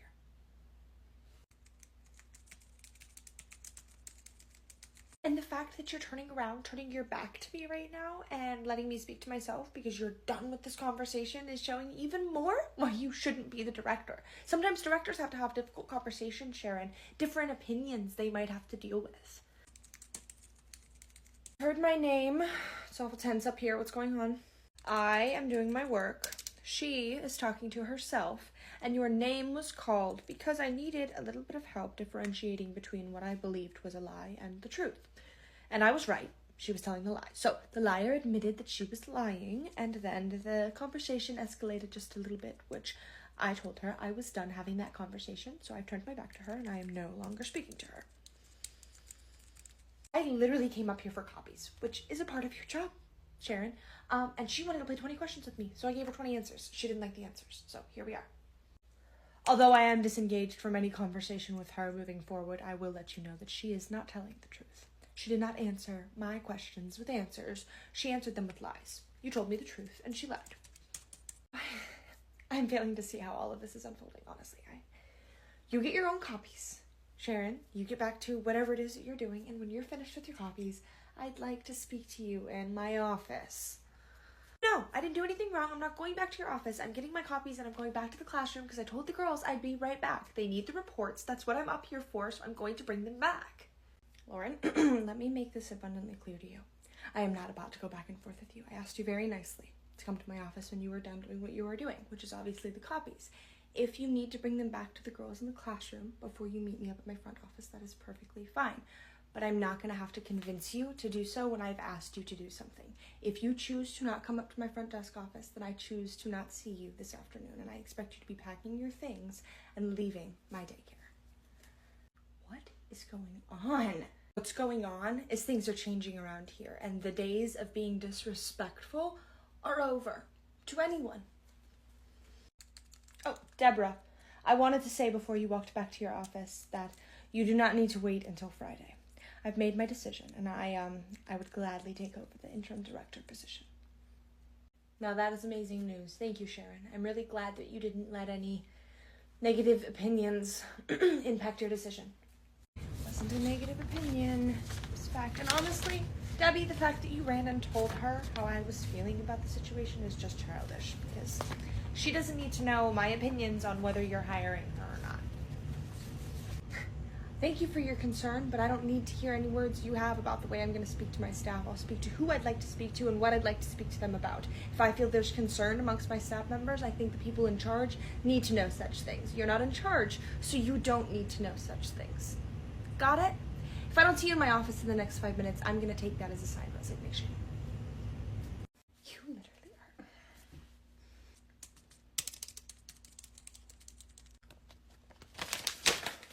Sorry I took all of eternity. Here are the daily reports, and I wish I could say that I'm just going to stay and help with the class like I should be, doing my job, but instead, Debbie needs me in her office because there's a whole giant debacle over the fact that I don't think that Sharon is the best fit. So Debbie went to Sharon, and then Sharon confronts me, and it's this whole giant deal that I want no part of. Hi. Well, it was awful tense for a daycare. I was coming to pick up my daughter. She's got an appointment this afternoon. Is there a reason that you're hooting and hollering in front of the kids? Sorry, I was not hooting and hollering. I was having a discussion. I just did not expect you to be walking through the door. Let's go ahead and get you checked out. You don't expect me to come.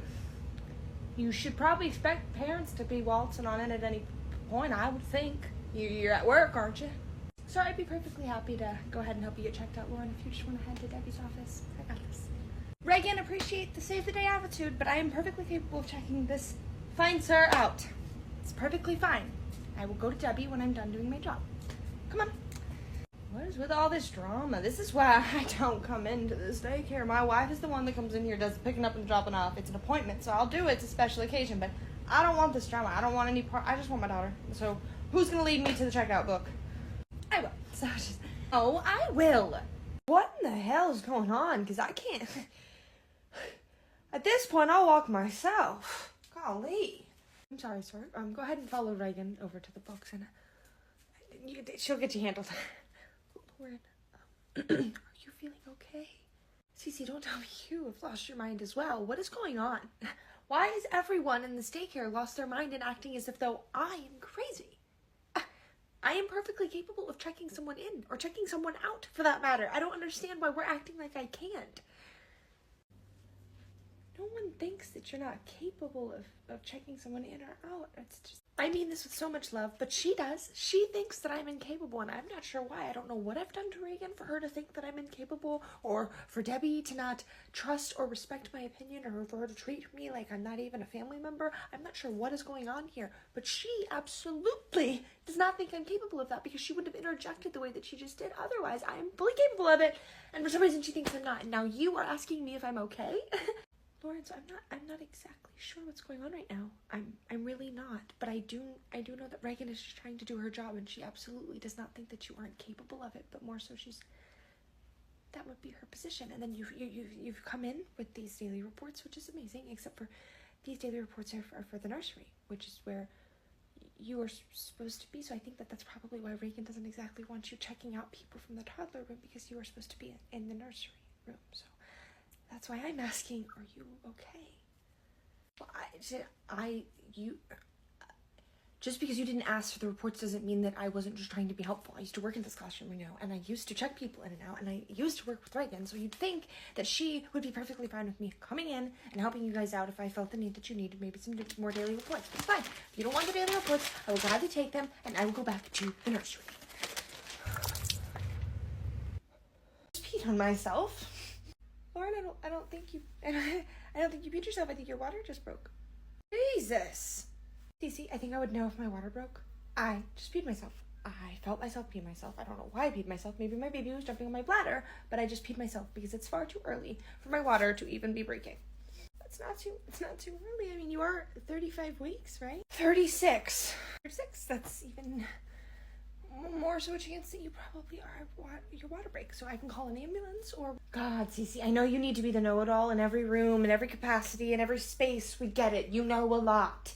I didn't have my water break. I literally just peed. And it just happens that some is still continuing to trickle out. It's fine. I'm fine. I do not need an ambulance. That is absurd. Even if my water had broken, I don't need an ambulance because this is not an emergency.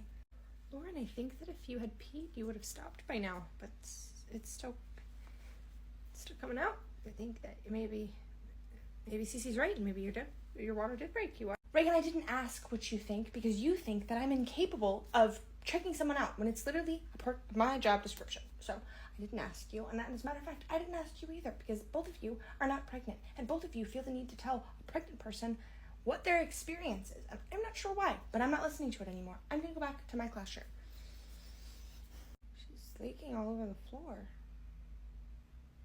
I literally don't understand what's happening right now. Go get Debbie, because I can't. Okay. Debbie, we need help. I'm so sorry to bother you. I know that you're obviously in the middle of whatever it is you're doing, but we need help with Lauren. I don't need to help her with anything. You all just heard me tell her that if she's not in here within the next 5 minutes, she's done. She's a grown woman. She's perfectly capable of getting herself to and fro. Right, no, we did definitely just hear you say that. But she's leaking everywhere, so I don't really agree. We don't really know what to do because we tried to tell her that she needs to fix it, and she doesn't really seem to be concerned with the fact that it's happening at all. And leaking? Yeah, she's leaking. We are really like 95% sure that her water broke, and we've said that to her, but she's insisting that she peed herself and then just walked out of the toddler room dripping what I believe to be amniotic fluid all over the floor, which she's saying is pee, and then is going to the nursery. But it was very weird because she came into the toddler room as if though like she was supposed to be in there and was trying to take charge and check a parent out as if though that was where she was supposed to be when she was obviously supposed to be in the nursery room. And she brought back the daily reports of the copies that she had made. And I think I could see myself maybe going into the wrong room to do something. Pregnancy fog and brain can be real, but her denying it and denying that her water, I don't know, maybe she's just embarrassed, and let's go find her and clean up whatever is leaking all over my daycare floor. Here you go, Heather, the daily reports. Sorry it took so long. Wouldn't have taken so long if I wasn't bombarded and then harassed in another room. It's been a mess, and I just kind of want to go sit down for a minute. Thank you. Lauren, you're dripping. I'm fine. I just peed myself, I think. I'm just gonna sit down. Pete, are you sure your water didn't break? Because you are heavily pregnant, so that's probably the option here. That's what we think, but she just ran from the toddler room, so we just wanted to make sure you're good. I did not run from anywhere. If anyone ran, it's you. Look at you, you're out of breath. I walked from the wrong room into the right room, and I'm fine. I don't know why everyone is so concerned. Now, Debbie. What do you mean what is going on? Your water broke and you're dripping all over my daycare floor. Get out of here. Go. Do you need a drive? Do you want an ambulance called? What are we doing? Again, with the freaking ambulances. I don't need an ambulance. My water didn't break. I'm 98% sure that I peed myself because my baby is jumping up and down on my bladder like it's a freaking trampoline. If my water broke, I would go to the hospital. But it wouldn't be by ambulance because it isn't an emergency. Will you all mind your business? I'm not sure what is happening. You obviously didn't pee yourself. It is continuously leaking onto the floor of my daycare, which is making it very much my business. You need to call. You know what? I'm going to go call my brother. Would you quit being ridiculous? There's no need to go call him and get him all worried when he's in the middle of a job. How is this not serious to you? Your water has broken, or so you think it hasn't, but at least there's a 50-50 chance that it either has or it hasn't, which means you could be walking around right now leaking amniotic fluid, which is putting your baby at risk, something I think he should know considering half of that baby is his. Half of the baby is his. Do you even hear yourself? Oh, you know what I meant. Don't do that because you know what I meant. The baby's just as much his as it is yours, as it is yours, as it is his. And honestly, it's partially mine because that's my niece or my nephew in there. And I'll be damned if you make some stupid decision based off of whatever you're feeling in the moment, embarrassed on whether you peed on my daycare floor or water broke all over my daycare floor. This is childish and ridiculous. So I'm going to go let my brother know because he deserves to know just as much as you so he can make an informed decision to... I'm going to go talk to him because I guarantee you can't even tell me when was the last time you felt your baby moving. What is that supposed to mean? You can guarantee that he was jumping up and down about an hour ago. Did I not just say up and down on my bladder? Did I not just say that? You're making me sound like I'm a crazy person in reality here, and not a single one of you are listening to a single word coming out of my mouth. My baby's active and moving, doing just fine, and my water has not broken. Here are your two options. You can either call my brother and let him know that you have either peed on my floor or your water has broken all over my floor, or I will call my brother and let him know that your water has either broken on my floor or you have either peed on my floor. Either way, he's being made aware. So what do you want to do? You're just full of threats today, huh? I mean, not 5 minutes ago I was being threatened that if I wasn't in your office 2 seconds, then I would be fired or resign, whatever the hell you said. And now you're threatening to involve yourself in something that has nothing to do with you. Right. Got it. No, how about you all just leave me alone? I'll gather my things and I will leave of my own accord. Whether I choose to tell my partner what's going on is my business. Not when it's my brother. Where are you going? I could not have made myself more clear. I'm gonna go call my brother now because you are choosing to not. You literally just said, whether you choose to not, which is obviously you choosing to not, then it's not my business. But it is my business because it's my brother and that's my... I'm going to call him now. I'm done having this conversation. So because you don't agree with what's going on, I get something that is supposed to be my experience to tell my partner taken away from me because everybody else in here thinks that they know best. All right. No one's trying to take anything from you. We're just trying to support you, and a single one of you have supported me. Y'all have bombarded me, harassed me, and none of you have minded your own business. I just want to be left alone. Telling me that your water hasn't broke when you literally have water dripping from your... Here you go. Hello? Oh, I said I was calling. I didn't say I was doing speaking. Does someone want to tell me why I'm on the phone? I'm trying to get your wife to be the one to tell you that, but she's pretty cat got your tongue over here. Lauren, what's going on? I'm gonna count to 3. 1, 2, 2.5. Okay, all right. Okay. Your sister's calling you because she thinks my water has broken. And it hasn't. And I'm pretty sure that I peed myself. And so... Wait, huh? Her water has broken. It's not a question. And even if you had repeat yourself, aren't you more concerned about that? Don't you think she should be more concerned about that? How do you know it's not your water? I mean, I'm no doctor, but if it's dripping down your leg, wouldn't it be your water? Exactly. This is my body. My baby, and if I had peed myself or my water broke, it's my business. Your sister is insisting that we involve you now because she says it's half your baby, because we're gonna split it right down the middle. Well, not split him, Oh, Jerry, but... you know that's not what I said. I said that the baby's just as much yours as it is hers, which is true, and she doesn't think so. So, I'm calling you to let you know exactly what's going on so you can make an informed decision. I've let her know that calling an ambulance is an option, but she insists on no. For the last time, I don't need an ambulance. I don't want an ambulance. I don't need an ambulance. Jerry, you're informed now. Make your decision. I'm getting my stuff, and I'm leaving the daycare right now. She even safe to drive? Probably not. Yes, I'm perfectly safe to drive. Thank you very much. Jesus, you're worse than them. Debbie, you think her water broke, right? I mean, I mean, if she's dripping, it's not pee. It's probably her water. Yeah, I think so. Well, I'm at work right now, but I guess I'll just head over then. I think that's a good idea, Jerry. All right, see you in a little. See you soon. Are you okay? Yeah, I'm fine. I'm fine. Yeah, right. Sit down. You're having a contraction. I will pack your things. Jesus, you're so stubborn. Sit. Okay, well, I will pack everything. I will pack up her things. You just tell me what's yours and I will pack it up because you are also pregnant, so I should get you a seat first. I'm going to get you a seat because you are also pregnant, so you should be... Should I call an ambulance as well? Reagan? Yes. I do not need you to grab a chair. I need you to take a deep breath. Okay. What should I do? Okay. We do not need an ambulance. I do not need a chair. I am perfectly fine. Only one of the two of us has had their water break, obviously. Are we willing to admit that yet? Shut up! Too soon. Sorry. Okay, back to what I was saying. You do not need to give me a chair. I'm perfectly fine. Only one of us is water's broken. Water has broken. I need you to go, and I need you to go to my office. I need you to get my phone, okay, so I can start typing this time of the contractions, which, mental notes, that way we know how far apart they are, so that way I can tell you whether or not we need an ambulance. No ambulance. No ambulances.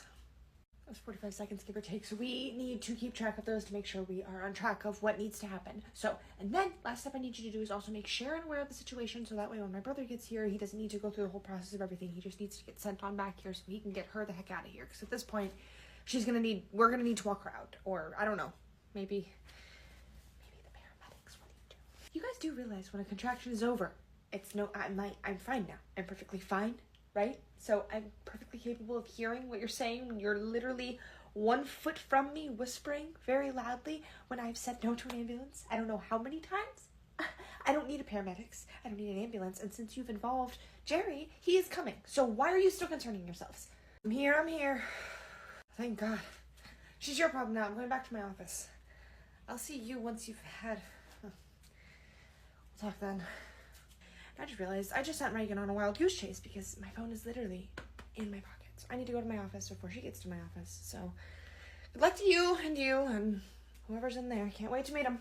It's a nice way to say that you want to meet your niece or nephew. Jerry, quit standing there looking dumb. I'm probably going to have a contraction any next coming minute, so help me pack these things so we can get in the freaking car. You think this is like actually happening, or? Yes. My water is broken. I just had a contraction. Pack the bags. Last I heard, you were on the fence, so fine. I'll get packing. Well, I'm off the fence.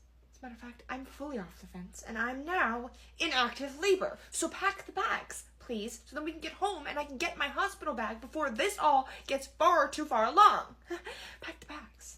Pack the bags now, and while you're at it, get your phone out and start timing for contractions, because the last one was 47 seconds long. I counted it myself, and which means another one is probably coming a few long minutes along. We need to be keeping track of them. Not we, you. Packing the bags. Packing everything up, and contraction. Is there like an app for that? I don't know. Get a timer. Figure it out. I will be in the car. Having a child with an idiot or what? Well, that was a bit uncalled for, but alright. See y'all later. Oh, whoa, Reagan. Huh? Reagan, this is not what I asked you to do. What do you mean? I was just looking for the phone that you asked me to look for, and I have already told Sharon, and I have my phone. I know that you told Sharon already because Jerry's here already. He already got to Lauren. Lauren's going with him. I don't need you to tear apart my desk the way that you have. I don't know why you're throwing papers in the air like my phone is going to be in the middle of a pile of papers. I obviously shouldn't have told you to come get my phone because I already had it and I already came and got it, but this doesn't seem like an effective way to search for it, does it? No, I don't know why. This is not an effective way to search. Let me clean everything up. These papers, get every single bit. I really didn't mean to make such a mess.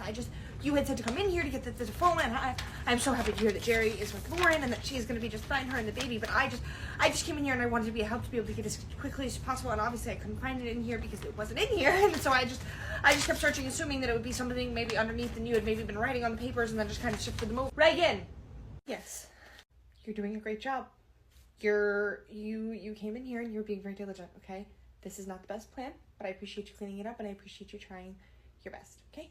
I can take it from here. This is obviously a lot of organized chaos, and you have cleaned up the majority of what you've done. You can just get back to your work and everything is gonna be fine. So let's just set off on a new foot, right? No, please let me finish up. I can definitely clean up the rest of this. This is a disaster, and obviously this is not your chaos. I made this mess. Reagan. No, I know you're gonna say don't have to clean it up, but I'm not gonna let you organize this when I made this mess. Absolutely not. Reagan, I need to take a rest. You need to sit down and let me do this, and I will just be out of your hair in 2 seconds. No, Reagan. No, Reagan. I need a towel. A towel? Yes, Reagan. I need a towel. I need to call my husband. And I need to get Sharon situated at the front desk. I need to make sure someone is up at the front desk. I'm sorry. Does that mean did your water break and that's why you need a towel? Yeah? Uh-huh. That is what it means. But before you begin to panic, because I just saw what was going on with the whole situation of how you feel with Lawrence water breaking. I don't know what I just walked in on, but I do know that I can't have this right now. I need you to take a deep breath. Inhale, exhale, and calmly get me a towel. Okay. Yep. I will go get a towel. Towel. I need a towel, guys, because Debbie's water broke. Debbie's water broke all over the floor, and she's asking me to calmly get a towel, but I'm not sure how she's asking me to calmly do anything because of the fact that Lauren's water just broke, and not 15 minutes later, her water's broken all over the floor. There is no calm part of this, and she said that she's going to have somebody, she's going to have Sharon go over to do the front, but who's going to cover the front desk? She doesn't even have anybody there yet, and she has an application coming, and she's, anyway, I need a towel. I need to get a towel right now. Debbie's water broke. This is insane. This is insane. There's no more towels left in here. The towel, you'll find towels in the nursery because I just used the rest of them to clean up Lauren's disaster she left everywhere. So just go up in the cupboard. But you know they're in the nursery. Okay, thank you. You get the towels and get out of here because Debbie's water broke. Debbie's water broke, everyone. She's about to have a baby, which means cousins are going to be born on the same day. How incredible. Okay. Cousins born on the same day. That's incredible. Can we help with anything? Obviously, we can't leave, but do you need anything besides towels?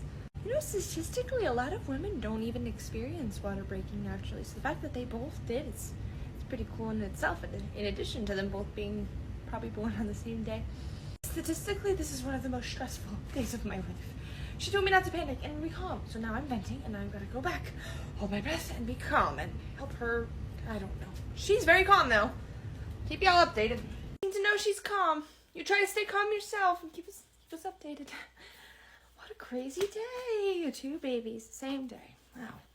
Yes, Bill, I could drive myself. However, yes, one of the girls from the daycare could also. However, I would prefer that you show up for me in this moment. I don't think that I should be too much to ask. Well, because I'm having a contraction. That would be why I'm speaking weird. I'll be here sitting here waiting. We need to get to the hospital. And also, if you could call and see how Lauren's doing as well, that would be very much appreciated. Thank you, Bill. God, it's like an inconvenience that my water broke and you have to come get me. I don't want to drive myself right now. Could I? Sure. Do I want to? No. I have towels. I will get this cleaned up. You relax, and you've got your contraction timer all set up and everything and all that. Don't want to have a baby popping out on the floor when I'm in the middle of cleaning up the water that just came from you. I am sitting. My baby's not going to pop out on the floor. My husband is on his way. And yes, I have started contracting or timing my contractions. Yes, I got it. Just please do that. Thank you. If you cannot learn how to relax, Reagan, I'm going to need you to leave here because you're stressing me out, to be honest with you. Oh, I'm sorry. I didn't mean to stress. I didn't mean to stress you out. It's just been a lot today. Yeah, imagine being the one it's happening to. Yeah, man, we're on the way. It's been crazy. Yeah, she's doing fine now. She's just contracting every couple minutes, you know. She'll be. No way. Oh my gosh, honey. Debbie's water broke. Baby's gonna be born same freaking day. That's incredible, man. Yeah, no. I guess we'll be seeing you soon. You're going to the same hospital, right? And it's just done. Perfect. We'll be seeing you later then. All right. Bye-bye.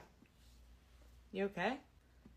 No, I'm not okay, Jerry. I'm not okay at all. Actually, this is supposed to be the day about me and you and our baby. And now instead, it's going to be cousin born on the same day. I don't want it overshadowed. Debbie's going to come in and she's going to take charge. And since she's the boss, she's going to want this and demand this and demand this. And, oh, what if we're in the room right next to each other? We can just have the greatest, best old time. I don't want to. I want to have my experience at the hospital be mine and mine alone.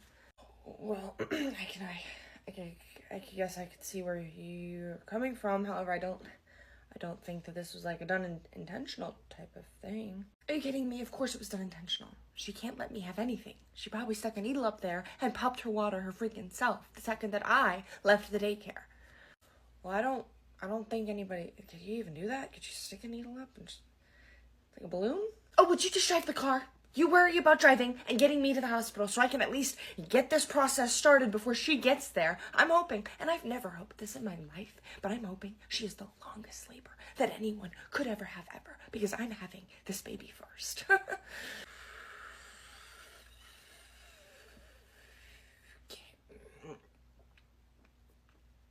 Where's Bill? You just called him just a minute ago, so I don't know. He's probably not going to be here for another few minutes. Is there something that I can get you? Is it? Yeah, my husband. Reagan, you could get me my husband, considering my contractions are 5 minutes apart at this point, and I'm probably not even going to make it to the freaking hospital. You could get me my husband, and you could get the hell out of my office, because honestly, you are stressing me out. Go, you know what? What you're going to do is go to the front desk, and you are going to be my front desk person for now, and you are going to send Sharon back in here. Go! Right, no, I'm sorry. I'm gonna go right now. Hi, Sharon. Hate to bother you. But Debbie is, in labor. Her water broke, and after Lauren's water broke. Debbie and Lauren's water both have broken. Obviously, you're aware of Lauren's, but now Debbie's water has broken as well. She's very calm, however, she's getting very frustrated with me just existing. So she's asked that I leave her room, and that I stand here while you go back there. So I'm going to be the temporary front desk person, and you are going to start your interim daycare position. Interim director, you mean? Yeah, interim director. Is that not what I said? You said interim daycare, but it doesn't matter. I know what you meant. I'm sorry, I'm so discombobulated. I definitely meant it doesn't matter. I know what you meant.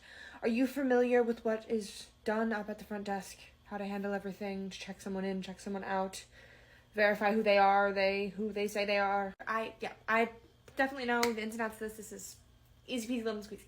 All right, then you stand here and I will, I'll go take care of Debbie. Amazing. Well, good luck to you, Sharon. This, compared to what I've dealt with this morning, is a walk in the park. Right. All right. Just gonna couple things for her. Okay. I've heard your water broke. Congratulations. I stopped by the snack cabinet. So sweet treats, little brownies, there's water, and then, of course, Dr. Pepper, which I know you're not a fan of at the moment, but... Oh, you're a lifesaver. I've never wanted something more in my life.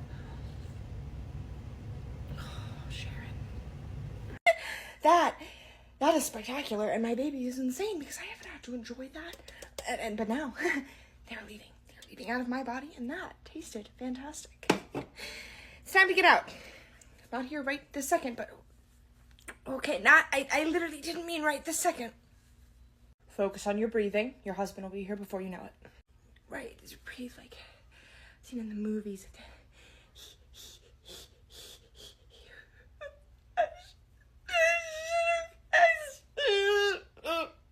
Okay. Are you in any pain? I should have took the classes. I'm not in any pain. I should have took the classes. I should have known how to breathe. I feel like an idiot. It's not even helping. Idiot. You should not feel like an idiot. You're doing what you should be doing. What? You're like, what? And then these contractions are coming really close, which means this baby you're probably thinking of me to the hospital. I don't know what to do. I don't know how to do this. Debbie, you need to pull yourself together. Huh? You heard me. Pull yourself together. I've seen a birth a time or two, and you're not going to get a damn place with you sitting there whining and crying. You need to focus on your breathing because those contractions are coming closer and closer as we speak. Okay. Yes, ma'am. How should I breathe? Slow and steady. Slow and steady. With each contraction, you breathe in and out. Slow and steady. You focus on that and only that. And your husband hopefully will be here before we know it, before this baby decides to make its entrance into the world. Because while I've been there for multiple deliveries, I have never myself delivered a baby. And given the circumstances, I believe I would be the one to do. Are you having another contraction?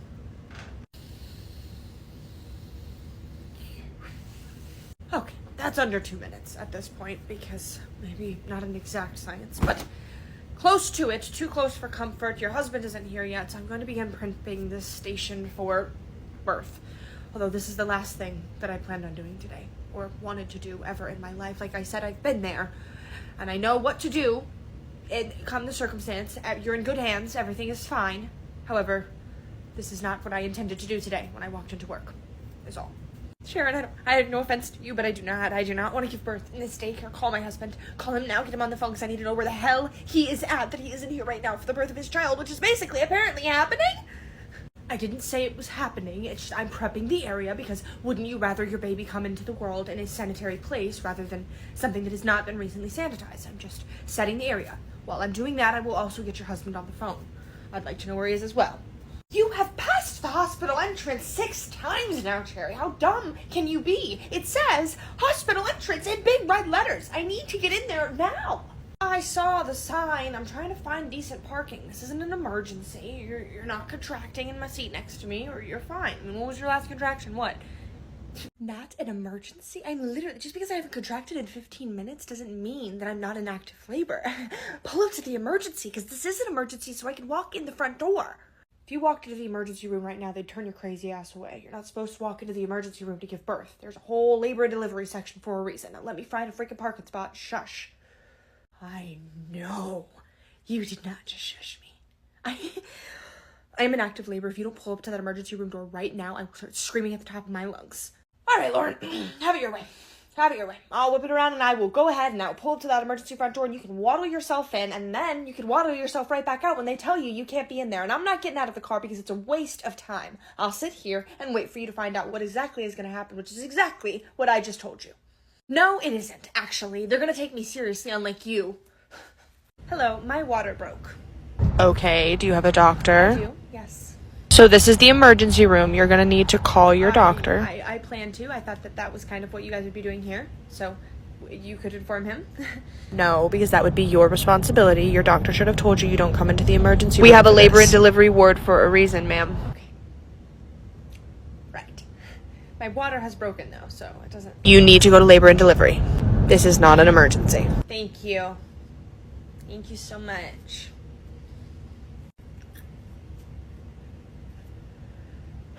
Find a parking spot, Jerry. Gee, I wonder what was said in there. Could never, ever take a wild guess. Maybe they said to give your doctor a call. I don't know. Would you shut up? Where are you? Where? Because there better be a good excuse. Yeah, well, you better get ready to deliver this baby the second you get in this door because I don't think we're going to make it out of this daycare. Right, the entire area has been sterilized. Everything around you. Just be comfortable where you are, and is there anything that I can do? Yeah, Sharon. I need you to call an ambulance, please. Okay? Doing it right now. Thank you. Thank you for being here for me. When you're done with that phone call, if you could sit with me. Because I am a little afraid, and I do feel the need to push. So I don't know that my husband is going to make it. I think, could you just... Of course, I'll hold your hand while I make the call. Thank you.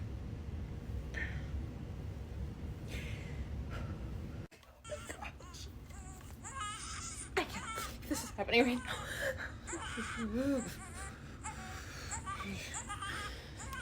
It's okay. Incredible.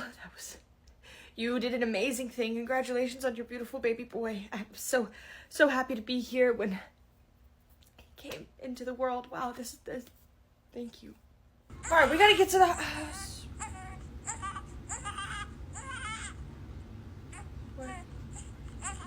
What? You missed the birth of your son, and all you have to say for yourself is what? What?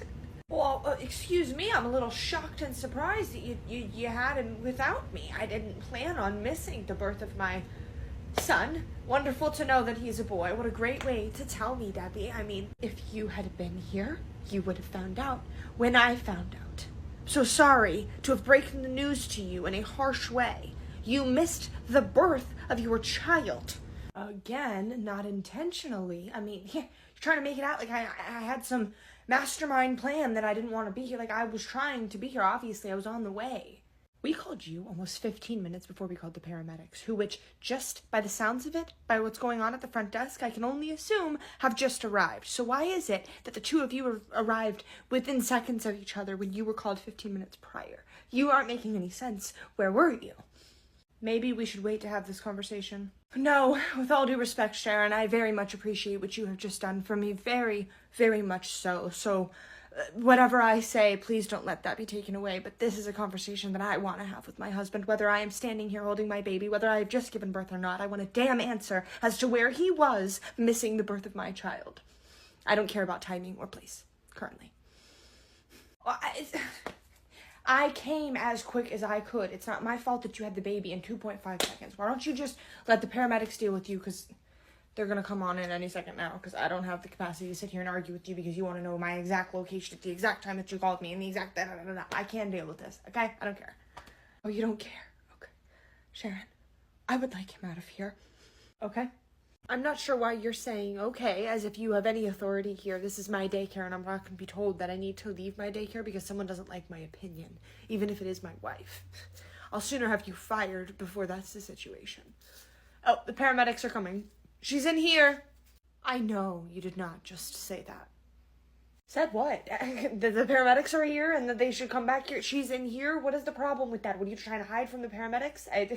Threatening the job of the woman who just went out of her way to help your wife give birth. Hold her hand. Be by her side. Something that you couldn't do. You're going to threaten her job? How about you show a little bit of humility, a little bit of grace, Bill, a little bit of apologeticness, and say, hey, thank you, Sharon. Thank you for stepping in and being there for my wife when I could not.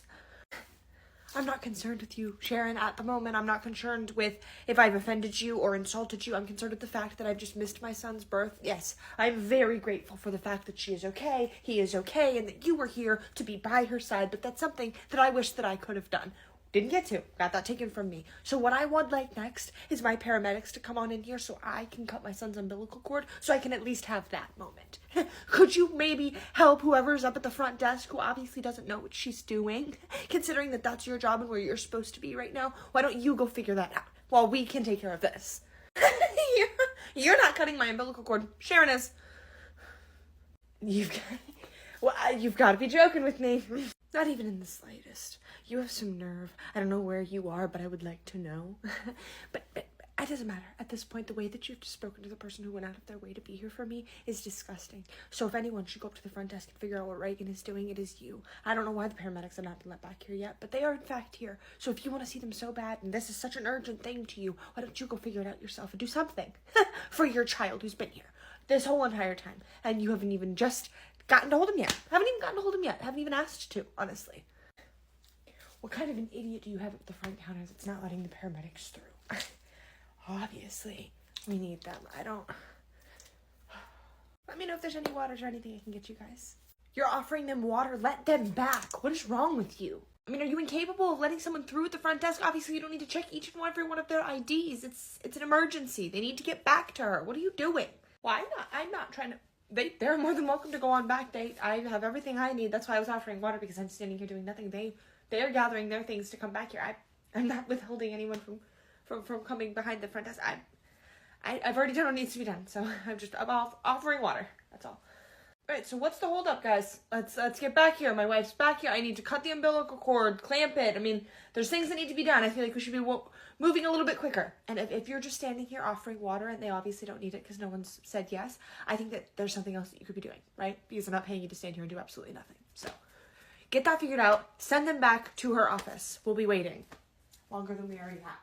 They just arrived.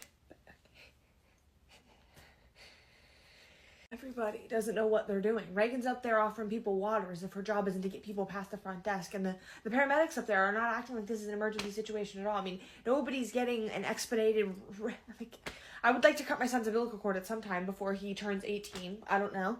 It's wild to me how much you're in a rush and rushing everyone around you now when you could have been here in a rush and had this situation handled, gotten me to the hospital where we would have had the correct materials, property, people to do exactly what we needed to be done. Instead, we are waiting for some paramedics, mind you, who just got here. So I don't know what rush you're on, but I'm fine considering I'm the person who just pushed out the baby.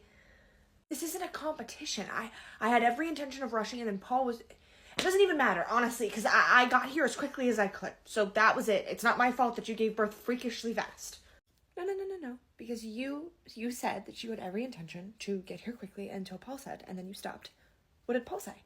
I would like to know what Paul said that impacted your decision on whether you would move quickly to be here for the birth and delivery of your child. What did Paul say? Well, Paul's had 4 kids. No. Yeah.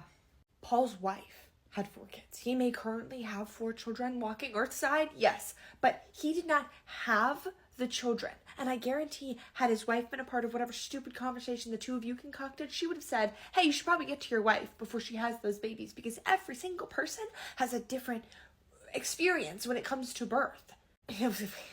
I know that Paul didn't have the kids. I'm saying that he's experienced in this. He obviously dealt with this 4 separate times. And when he heard I was racing to the hospital at the speed of light because your water had just broken, he was, relax a little bit. It's not that serious. Everything will be fine. Which would have been if you were normal. Do you hear yourself? This is my fault. I'm not normal. But we're going to take advice of your idiot friend who wears a wife beater to Thanksgiving dinner. That's who we're going to take advice. That even though you were called and told to head here as quickly as possible, you chose to take Paul's advice to not come here as quickly as possible. So you and Paul missed the birth of your child. I hope that you're proud of yourself because that's something that you can never get back. God, I am never going to hear the end of this. Where are the paramedics?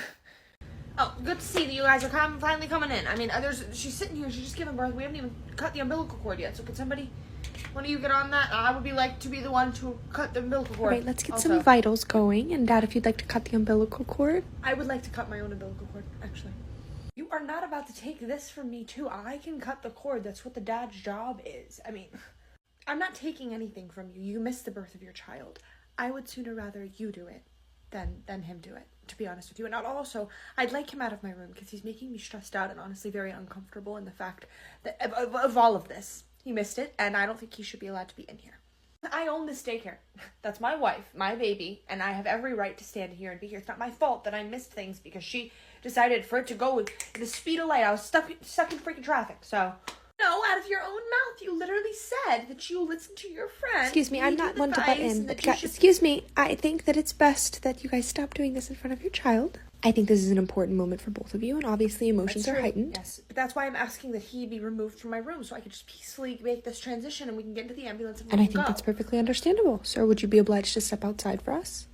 Oh, yeah, sure. No problem. I'll step outside like I am the criminal here. Like I'm a big old problem, even though I'm the one that missed my child's birth, and now I'm missing the opportunity to get to cut that. Appreciate you. I'll be outside. Finally get me to a room, and this is what it looks like. This is what it looks like. This is where you guys expect me to give birth. I mean, I'm in an active labor, and you bring me to this? What is the problem? What is that noise about? Because you heard her. She said she was going to put you in this room until you further progress into labor. Then they bring you into a room where they don't have any rooms available. I know I'm not the only person that heard her say that, so I'm not sure why we're complaining. It's pointless. You know, it would seem pointless if I were you and you were me, considering you are not the one carrying around a bowling ball in your abdomen like I am. I am a little uncomfortable, and I don't exactly want to be in this room, even though the nurse said whatever it is that she said. I don't know why, as you, as my fiance, are not up there making more of a fuss about this, so I get treated the way that I deserve to be treated. You and your child. This isn't like a mistreatment thing, Lauren. I'm not going up there and making their already stressful and difficult job even more stressful and difficult because you want to be difficult. Take a seat. Take some breaths. I can get you a water or a snack if you would like. But we are going to be in this room, and I don't know what you think me going up there and bitching about it is going to do. They don't have space, so they've put you here until they do have space. That's it. They have unexpected people, water break, and I mean, your literal sister-in-law could be the one taking up your room, and you're going to fuss about it? Oh, it is. Oh my God, it is. It is her taking my room. I would bet you anything. She's on her way here right now. And I bet you anything she is going to be the one taking my room. That is... It's my room. I booked it. I was ready just because she's deciding to come first and swoop underneath. I mean, any stranger, fine, because I wouldn't know about it. But you're right. It probably is Debbie. Call him. I want to know what's going on. I don't even know who I'm looking at right now. I don't know who I'm... Right now, you're reminding me a lot of someone that you claim to not want to be anything like, and that's all I'm seeing. It's not a good look. I'm going to go downstairs, and I'm going to look for a vending machine for you, and I'm going to get a drink, and then slowly find my way back up here, because I need a little bit of space. I am not about to go bother anyone who could be giving birth. And I would think that you would stop and have a thought and care and worry about your niece or nephew coming into the world. But obviously... Lauren is the only person that matters. Lauren.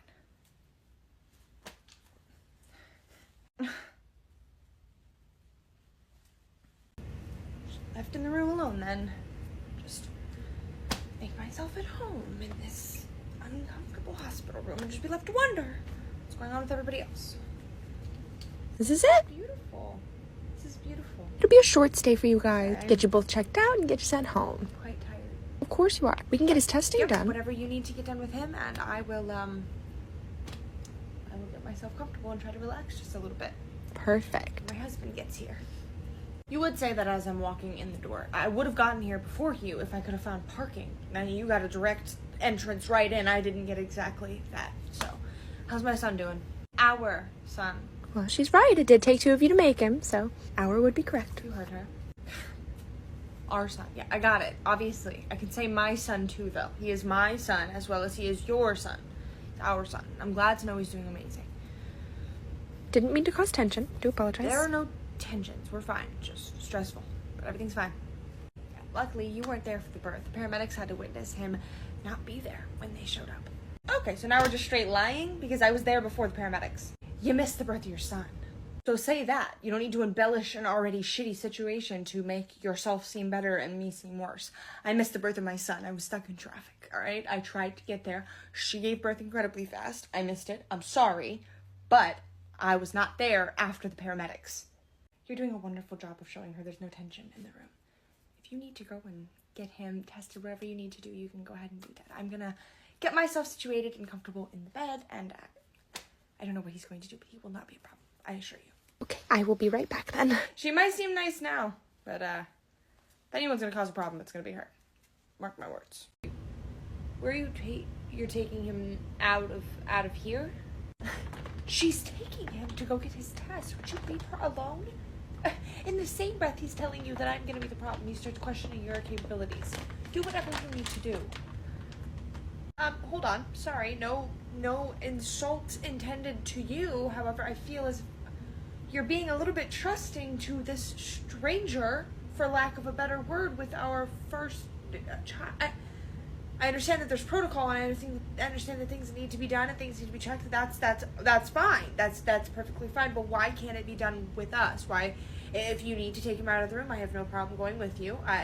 I genuinely cannot believe that you're putting her through this. I'm perfectly fine. I'm certainly not being put through anything. We're obviously all under a lot of stress here, which is understandable given the circumstances. I am more than happy to go ahead and do some of the testing in here if you would like. That way you can kind of get a first-hand experience. Yes, I understand that we're being very trustworthy here, and I don't mean to insult you, but I would really prefer it be done here in the room. I think that would be amazing. Okay. This is the most ridiculous thing I think I've ever. I am so sorry. No apology needed. Thank you for being so accommodating. He missed the birth of his child, but feels the need to have control over something in the situation. So, thank you for accommodating his ridiculous needs. All right, you know what? Damn it, that's enough. That's enough of that because I messed up. I messed up, and I should have been there for the birth of.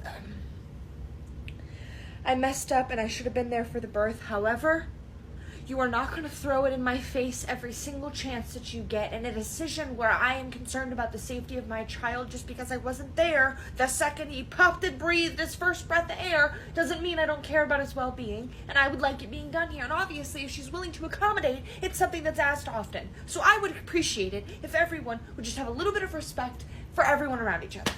That's all I ask. Thank you so much. We'll be in here waiting. You had to make that the most uncomfortable thing for me. I'm gonna have to deal with these nurses for the next few days while you get to come and go as you please. I'm gonna sit here and be awkward and uncomfortable because you decided to have an issue with them doing their job. I don't give a damn. I don't care if you two have the most awkward conversation for the rest of the day. If I have to ensure that that's what happens to ensure that my child doesn't get swapped and switched, which happens all the time. People lose their babies. People get switched for other babies. They get another baby handed to them and don't even know because they didn't pay attention. It's my job to protect him. It's concerning to me that you're not seeing more of a concern about this. Do you see the anklet on him and the bracelet on me? Those match for a reason. Those match because they need to know that that's my baby. They're not going to just switch the baby. This isn't... You're completely missing the point, and I don't want to talk to you anymore. So I'm going to lay down. I'm not missing the point, actually. I think that you are missing the point. Your son's safety should be your top priority, and yet you're more worried and concerned with you and this random nurse getting along. That's not making any sense to me. He's my top priority, and if they can do what needs to be done in the presence of me, I don't see why it's such an issue to you when it's not to her. I just explained because it makes things uncomfortable. I'm not going to sit here and go in circles with you and you clearly are not going to get it. You got your way. It's fine. We're doing it your way. Now leave me alone. Let me sit here and relax for 45 seconds, and I'm going to call my brother and see how my sister-in-law is doing, even though she's probably the last person that I would like to hear from right now. If she's the last person you want to hear from, then why are you calling her? I'm not calling her. I'm calling him. I want to talk to my brother and let him know what's going on with me. Let him know that his nephew has been born, and maybe get some information on whether my niece or nephew have been born. I'm not calling her. Did you not hear me just say that I'm calling my brother? Jesus. Hi. I want a roast beef sandwich. I made that so clear to you, and all you're going to do is sit there and answer the phone. Who are you even talking to right now? I want a roast beef sandwich. They don't have a roast beef sandwich. If they had a roast beef sandwich, I would have gotten you a roast beef sandwich. The first time you asked, the second time you asked, the third time you asked. I asked the nurses, I asked the doctor, I asked everybody. You heard them tell me they don't have one. I'm on the phone with my sister. Give me 2 seconds, please. Jesus Christ. Excuse me, but that is the one craving I want. I want a roast beef sandwich. I've asked you to... That's all I've asked for, and you can't even deliver that. I don't care if they don't have one in the hospital. Why are you wasting your time on the phone? You could talk and walk and go somewhere to get me a roast beef sandwich. You're not confined to this hospital like I am. And while you're at it, ask your sister if she stole my fender and the fact that she stole my hospital bed too, because I'd like to know. I'd like verbal confirmation that she is the reason why I'm in this crap hole. I'm sorry, Debbie. I'm having a hard time even hearing you. Your sister-in-law is just very, very loud at the moment. Am I... Oh, you're kidding. You are kidding me. I knew it. She did steal my room, didn't she? Of course. She has to just take everything out from underneath me. This could have been about me. This is my day. This was my day. She's the one who stole the hospital. So what is she? Which room is she in? Are we gonna go visit? No way. That is incredible. Obviously a lot. No, Sharon? Absolutely ridiculous, can't it? Sharon. Yeah, no, you're on level 3. I will. Yep, right. No, I've got it. Yeah, we're just sitting here, kind of. They don't even have Lauren in like an actual labor room yet because she took the last one. Yeah, so that's incredible, and I can't wait to meet him. I cannot wait to meet him. I will be up there in just a little bit. Can't wait to meet him. Do not tell me she already had her baby.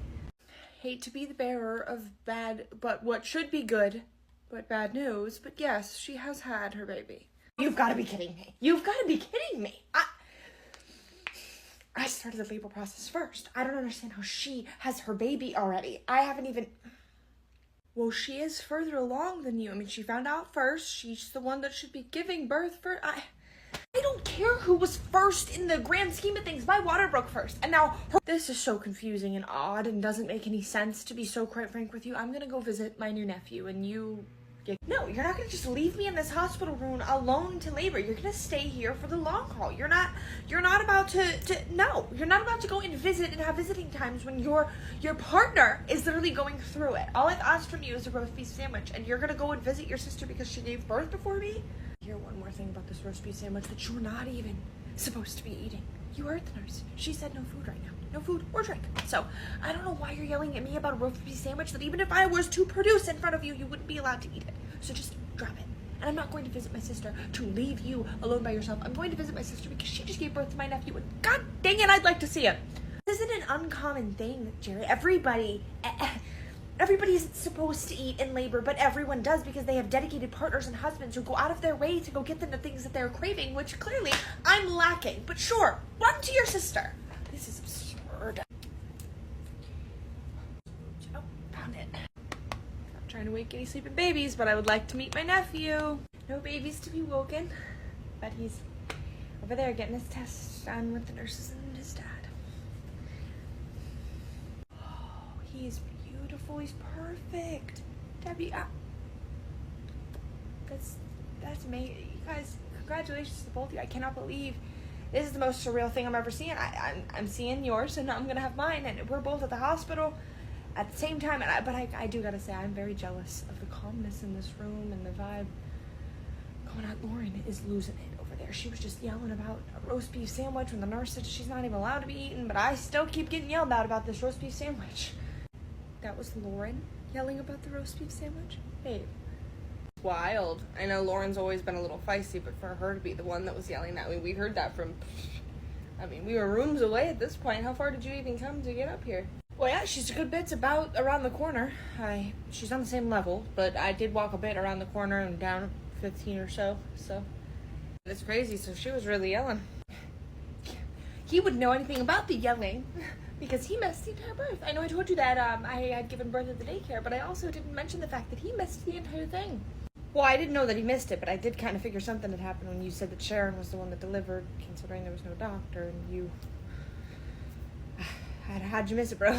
Paul from Thanksgiving gave him advice on the fact that he shouldn't be there right away when my water broke. That he should take his time, that it's a long process. And so I gave birth freakishly fast, according to him. So now here we are. I'm so sorry you're having to hear this story again. The nurse is now having to hear this for the second time. And she'll have to hear it every single time someone walks through the door. I'm sure whatever jealousy you had initially has dissipated, considering your hell is your own version. But this is my version of hell. This is mine. And I'm sure probably the nurses. I do apologize. But you are not going to announce it to every single person that walks in the store. I mean, I messed up. I get that, and I am sorry. But we're not going to tell every single person that comes to visit, because I think that would be a little bit ridiculous and take shine away from the fact that our son has been born. Does our son even have a name yet? Oh, I'm sorry, but you, and definitely you are going to just have to deal with it, because I am going to talk about this as much as I want to. This is now officially a part of my labor and delivery story. Your actions caused what happened, and so now that's part of my story, and if anyone asks me, I'm going to tell them the exact truth, because the fact of the matter is, I gave birth unmedicated in my freaking office with a staff member of mine. Thankfully, probably the one that I would have chosen out of any of them, but you weren't there. And I'm sorry about that. God. Oh, we have an apology. We actually have an apology, ladies and gentlemen, even if it is sarcastic. Gets an apology, still not happy, and I'm the one who's probably making things uncomfortable for this poor nurse here. Not you. Definitely not you at all. I do apologize. It's part of the job. It's more normal than you think. Can I know the name? Well, we're not decided on a name yet. I'd like to discuss it with you before you go telling people who. His name is Daniel. Or yeah, all right. Daniel, his dad is. So the jealousy that I initially had is gone, for sure. And I am gonna go now. I'm gonna see myself out because I do not want to turn into you. I have learned not enough. Actually, I'm gonna go hunt for a roast beef sandwich so I can get ahead of the game, and then I'm going to ensure that I don't miss. All of the luck to the two of you, and you, ma'am, and I, getting out of here. At least you get to leave different versions of hell. It is just wonderful how excited these men are. He's all set. I feel like the moms have it in their instincts to be ready for this, and with the men it takes a little bit more time, but they'll get the hang of it. He is precious. Isn't he? I'd like to hold my son, Daniel. Don't say his name like that. You can hold him. It's Daniel Lee. Lee? No, I'm picking the middle name. We gotta do something better than Lee. You've already named him Daniel, and I won't put too much of a fight, but I think I should get to pick the middle name. That's a weird way to ask, Bill. I think that maybe you should just soak up the moment that you're having with your son right now, and we'll worry about his middle name just a little bit later. God. I'm gonna agree to table it and talk about it later. As long as we can talk about it later. It's not gonna be Lee. God, that's enough. Give him back to me. Why? You're stressing me out. You're putting your finger all in his face, and like giving him the opportunity to lick your finger. I don't know what's all over your hands. You haven't washed your hands. This should be some father instincts that you should have first. No one's touching the baby without washing their hands, which obviously you didn't do. It's disgusting. Not only did I wash my hands when I first got here and used the bathroom, but I also hand sanitized my hands as I was entering this hospital room. So I understand what you're saying about germs and all that, but I am his father, and I would like to hold him for more than 0.3 seconds before you snatch him away from me. I'm not gonna fight back and forth with you about it, but can I please have my son back? Yeah, you can hold him when you have washed your hands. When I have seen you wash your hands. You're ridiculous. Only took me forever, but I've got my roast beef sandwich. Lauren's anyway. Got the roast. Really? Hi. Don't talk to my mom in that tone. You're lucky she got here before I lost my ever-loving mind. I asked for a roast beef sandwich, and she's the only one on this planet who's willing to bring me one. So, thank you, Mom. Oh, you're so welcome. Now, I see what you meant about the attitude. It's quite, overbearing. Lovely to see you. You are the only person on this world, aside from your daughter, that is, that I think could look me in the face, tell me that I'm overbearing, and it's lovely to see me all in one sentence. You were not supposed to be even eating, so. Yeah, you bought me roast beef. You just walked into the hospital. That's enough, all right? That's enough. You're stressing her out, clearly. Take a deep breath. Take a deep breath, dear. Breathe with me. You need to figure out a way to make yourself useful, because this is not it. You're stressing her out. Just because she had a contraction doesn't mean that I'm stressing her out. It was just a question and a statement. Actually, if she's about to go into labor, I don't think that she should be eating, considering that's exactly what the nurse said. Yet, you brought in a roast beef sandwich. Why bring in a roast beef sandwich if you're going to argue about the fact that my mom brought in a roast beef sandwich? Are you just upset that it was my mom that brought it to me before you got the chance to bring it to me? I brought the sandwich as like a peace offering. I didn't bring it for you to eat. So you brought her sandwich that she requested in as a peace offering for something in your brain, but then you were going to wave it in front of her while you ate it? How cruel. Yeah, no, that is. No, I was trying, you and me had the argument, and I was trying to bring the sandwiches as a piece. I wasn't going to eat it in front. Hello. Here to get you guys situated and bring you up to your new room. Amazing. That's great news. That is great news. Yeah, for you. However, I would like to know why my daughter was not placed in the appropriate room from the get-go. So I understand where you're coming from. However, there weren't any rooms available at the time when your daughter came in. That doesn't sound like an actual reason. As my daughter's told me, she went in through the emergency room and she was told at the desk that she couldn't go in through that way and she had to go through another entrance, and I think that that's quite absurd given the fact that she is in active labor. I'm very happy to know you'd like to move her now. I'm just not sure why it took that long. It's just Well, they had procedure. explained it to us really clear that they just didn't have space for it, so it was just kind of a waiting game thing. We appreciate everything that you're doing. Well, I'm not saying I don't appreciate the work that's being done here. However, I am going to stand up for my daughter when I feel as if though she may be being done wrong, especially when it's by multiple parties. Her husband is not, fiance, is not stepping up the way that he should, so I am just a little bit upset at the fact that she was not placed in a room. Not stepping up the way that I'm literally here. I took a break for 2 seconds to go find her the sandwich that she requested, and I came back. I'm stepping up in every way that I should be. I'm not sure why you're speaking to me as if though my daughter hasn't fully filled me in on the situation here. You went wandering around the hospital because your sister happens to be here giving birth as well, and that took precedent over your child coming into this world and the request that the mother of your child had made. I made it happen. I'm here, and now I'm making sure that she's being treated the way that she should be. And that means calling you out, then that's something that I will do. Calling me out for what? I went to go visit my nephew. I absolutely did, because my sister just gave birth, and I think that I should be allowed to do that when she's just down the hall, and Lauren is sitting here not in active labor yet because they don't even have her in a delivery room, which is where we're going. So instead of doing this, why don't we head that way? Lauren's water had broken when she arrived at this hospital. She should have been brought in through the ER, and you shouldn't be walking to a hospital room now. She's in the middle of contractions. If you want her brought to the next room, I will need a wheelchair brought here. Okay, I'll go get We that. will wait. Mom, I appreciate you so much for standing up for me, but please, I cannot have the two of you arguing back and forth with that. I need peace right now. I am excited to go to my new room, and I want to start new beginnings when I walk into that room. And I will be walking into that room because I do not need a wheelchair. I would really appreciate it if you could go ahead and get us that wheelchair. Okay, I'll go ahead and get that for you. Thank you. Dear, you have to learn how to take what is yours in this world and take what you deserve.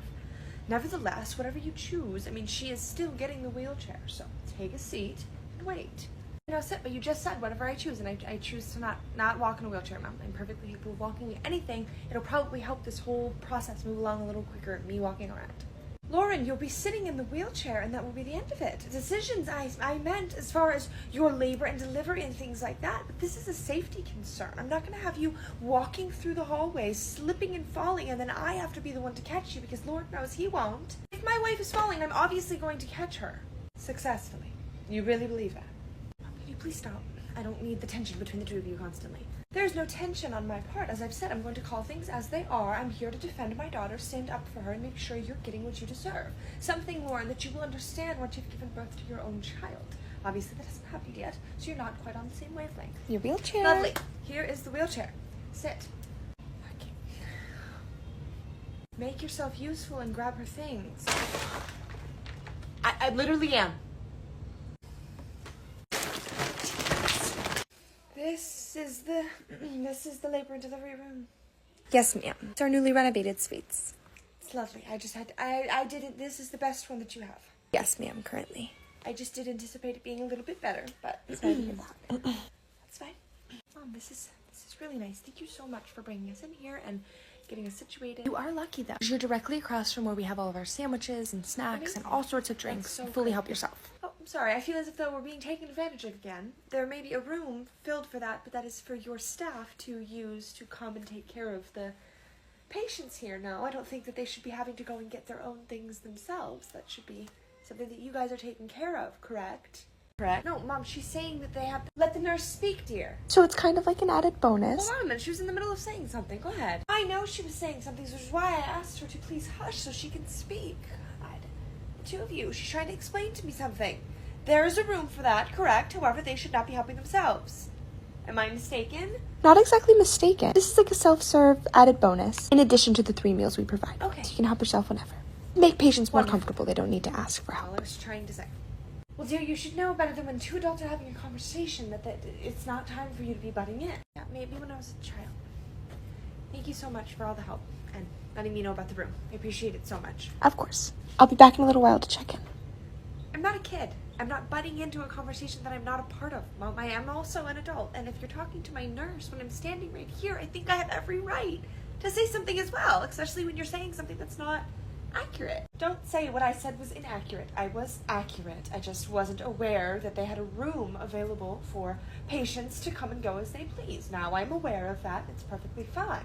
It was a conversation between your nurse and I, so I'm not sure why you felt the need to jump in. I understood what I understood from her, and I didn't need anyone else's input. Because you're giving the nurse a hard time, and you're obviously embarrassing her when she's standing in her hospital room trying to get ready to prepare for birth. Oh, I'm embarrassing her now. God, you have got to mind your business. This is his Okay, deep breaths. You're okay. You're doing a great job. Father of the year over here. It's important we keep a positive attitude rather than a negative one. I'm not being overtly negative. I am just explaining that even though he's stepping up now, that does not make him the father that he should be. I don't think anyone becomes the father they should be overnight. It's a lot of trial and error, but he's trying. Well, obviously, I'm just saying positivity helps a lot. that is true. I think it's very important that we be positive. We take pride in our positivity. Anyone or anything infringing on that can be removed at your It's request. amazing to know. Okay. How dare you say that? You think you're gonna have me removed from my daughter's birth? She called me here. Newsflash, and you can be exchanged for a different nurse in about a snap of a finger. So I would mind your P's and Q's. Mom, no, she's just trying to make me aware that I have... Positivity is the utmost priority, right? Exactly that. And with that being said, we are actually only allowed one person in the delivery room. So Jerry can go, and he can sit in the waiting room, and I will be here to hold your hand. This isn't even a conversation we should be beginning to have. Obviously, she's not going to give birth without her mother present. I mean, that's absurd. Oh, I didn't know it was only one. Well, now you do. Hate to be the bearer of bad news, Jerry, but we'll come get you out of the waiting room when everything's settled and done. Listen, while I can respect that you want to be here with your daughter and be there every step of the way, and I think that that's a well thought out plan and sweet thought, however, there is only one person allowed, and I am not going to the waiting room. I am the father of this child, and I'm going to be here when this child comes into the world. Obviously, there's a lot of opinions involved. We'd really prefer that the Right. mother who's going through the labor and so delivery I- process to be the one who chooses. With as least pressure as possible. I'm so sorry, Mom, but I am going to have to side with Jerry. This is his child, and he does get to be here for this. And as much as I would love you here, if those are the rules, I'm sorry. Sorry about what, dear? I'm sorry because obviously Jerry is gonna be. Jerry needs to stay. Lauren, I cannot believe that you would take this from me. I assure you it's not an attempt to take anyone away from anyone. We just want utmost security and safety, and you are more than welcome to sit in the waiting room and wait. No. You are taking this experience from me, ripping it right out from underneath me. That's fine. I'll go. God. What's that? It was nothing, Mom. we will keep you as updated as possible. You just sit down in the waiting room, and everything that's happening, I will let you know as it's happening. And I'm sorry that it has to be this way, but it's not up to us. As you can see, those aren't our rules. I'm not sure who you have me mistaken for, but I'm not going to go sitting in the waiting room with all these germs and disgustingness while I wait for something that could take hours and hours and hours, and I have no control over and no desire to sit out there. Now, if I was being involved in the process here to be partaking in it, which obviously I am not, I would be staying, but I am not, so I am going home. I will see you in a few weeks or so. Weeks, Mom? Yes, weeks. I've seen how all of these new mothers are with the, I can't kiss my grandbaby, I can't touch my baby, I can't wear the perfume that I've worn for the past 60 years because it'll be harmful to your baby. I'll see him or her after the first month or so. You won't need me. You don't need me now. So, are you kidding me? Stop. Stop. It's fine. Please, I'd love to hear what the P-Brain has to say. P-Brain, that's a new one. There's a lot I want to say to you, but there's a lot I'm not going to say to you because this moment isn't about you. So, I think everything that I want to say, you already know. She deserves better. I think that's clear to everyone here. But that's fine, because whatever you won't be here for, I'll be here to make up for. Superheroes acting like as if though you are saving the day and I'm choosing to not stay here. I had every intention of staying here until you insisted that you need to be here rather than me. So I am going, and I'm choosing to set my boundaries because I don't want to deal with the ridiculousness that is this new motherhood. I'm the father. And I think that if you're so selfish that you can't see why me being here is more of a priority for everyone involved than you, then I think that you have a lot of skewed realities, and the fact that you think that what you have just said is setting boundaries instead of trying to respect your daughter's wishes for whatever they may be. Have a great day. Come on, let's get you comfortable in bed. I'm going. If you could follow me. Lauren, your grandmother. Disappointed. She would have never let this happen to me. Oh, you are not about to do that to her. She's in the middle of labor, and you are not about to sit here and throw a grandmother. You know. Do not listen to her. You are low, ma'am. I have been very patient and very kind with asking her to be removed, but now I am not asking. I am saying she needs to be removed from this room. Understood. Well, you aren't exactly in charge. If you want me gone out of this room so bad that you're telling the nurse that you don't ask anymore, I'm coming. I want to hear my daughter tell me to leave. She already did. She doesn't need to. She doesn't need to go down this rabbit hole of hatred with you because she's better than you. I want you to leave. I want you to leave right now. As a matter of fact, I would like her physically removed. How dare you throw me in my face? This is a decision that's not easy for me to make, but they said one person, and I want the father to be here when they come into the world. Waterworks. Classic manipulation. Ma'am, we need to go. I'm going. She's evil. She's evil. You've got this. You're doing amazing. You're doing amazing. Keep breathing. You're doing amazing.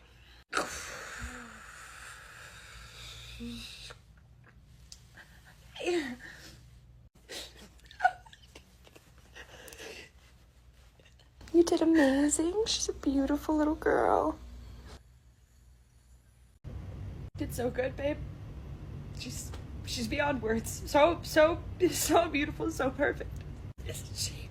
She sure is. Does this sweet girl have a name? Well, we have. I think we're still stuck on the middle name, but we've got to. You want to announce? I don't know. She's just so brand new. Let's do like a little announcement. Ready? On the count of 3. 1, 2, 3. Camilla. Danielle. Camilla Danielle? That's beautiful. Nope, just Danielle. Just Danielle. You said we've talked for weeks, and her name's been Camilla. I don't. Where not only where did Danielle come from, but also Debbie just had her baby and named him Daniel. And I was trying to tell you that I was switching the names, but you want to do a countdown, so I feel like this is when I started countdown because we've talked about this for months, and I thought we were making an exciting announcement into the world with our newborn baby girl, and I thought that you were hesitant because you were nervous about naming a person, but we are naming her Camilla. I'll give you folks a No, second. we're naming her Danielle. Her name is Danielle. We could do Danielle Camilla, but it's Danielle.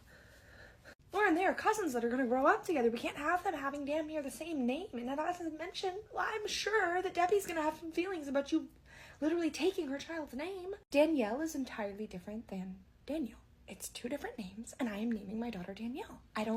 You're so concerned with your sister feeling like I have stolen her name when she stole the entirety of your daughter's birthday, and now she has to share that with her cousin. It's not that big of a deal if their names are a little bit similar. So not only do they have to share a birthday, but now you're going to force them to share the same name, and it isn't similar. It's the same. Daniel, Danielle, Daniel, Danielle, Danielle, Daniel. It's the same.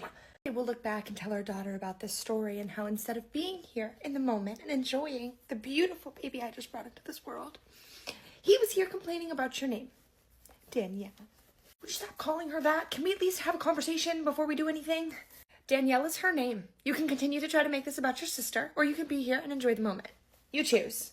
I'm not trying to make this about my sister, and I wish you'd stop saying, me, me, me. You brought her into the world, and you named her. This has something to do with me as well. I would like to take part in this. I'm sorry. Did I not just bring her into the world? I'm sorry, did you go through labor?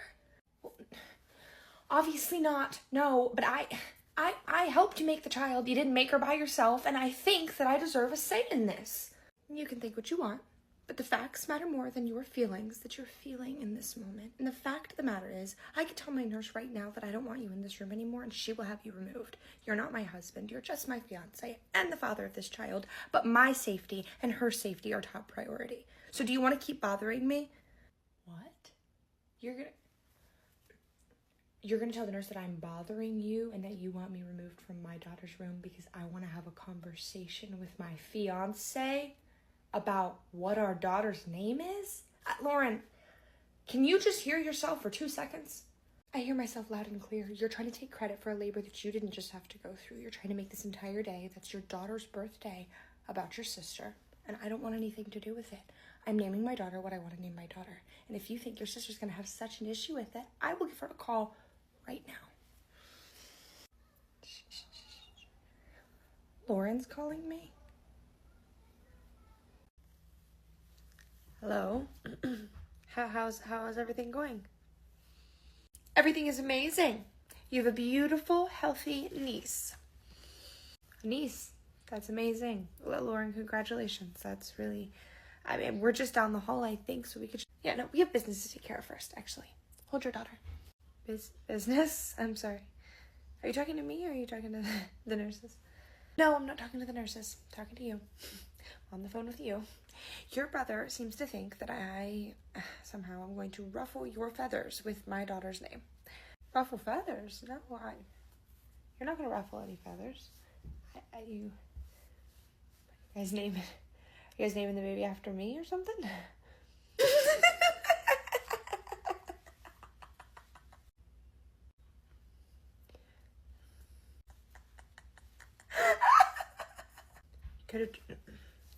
You could have just said no, Lauren. So what is the name?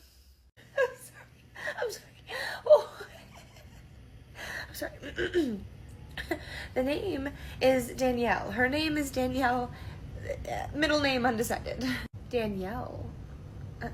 Well, Lauren, that. If your next words are about to be that your son's name is Daniel, I'm aware, because your brother has not let me forget since the moment that I said that her name is Danielle. Because it was supposed to be Camilla. Her name is Danielle.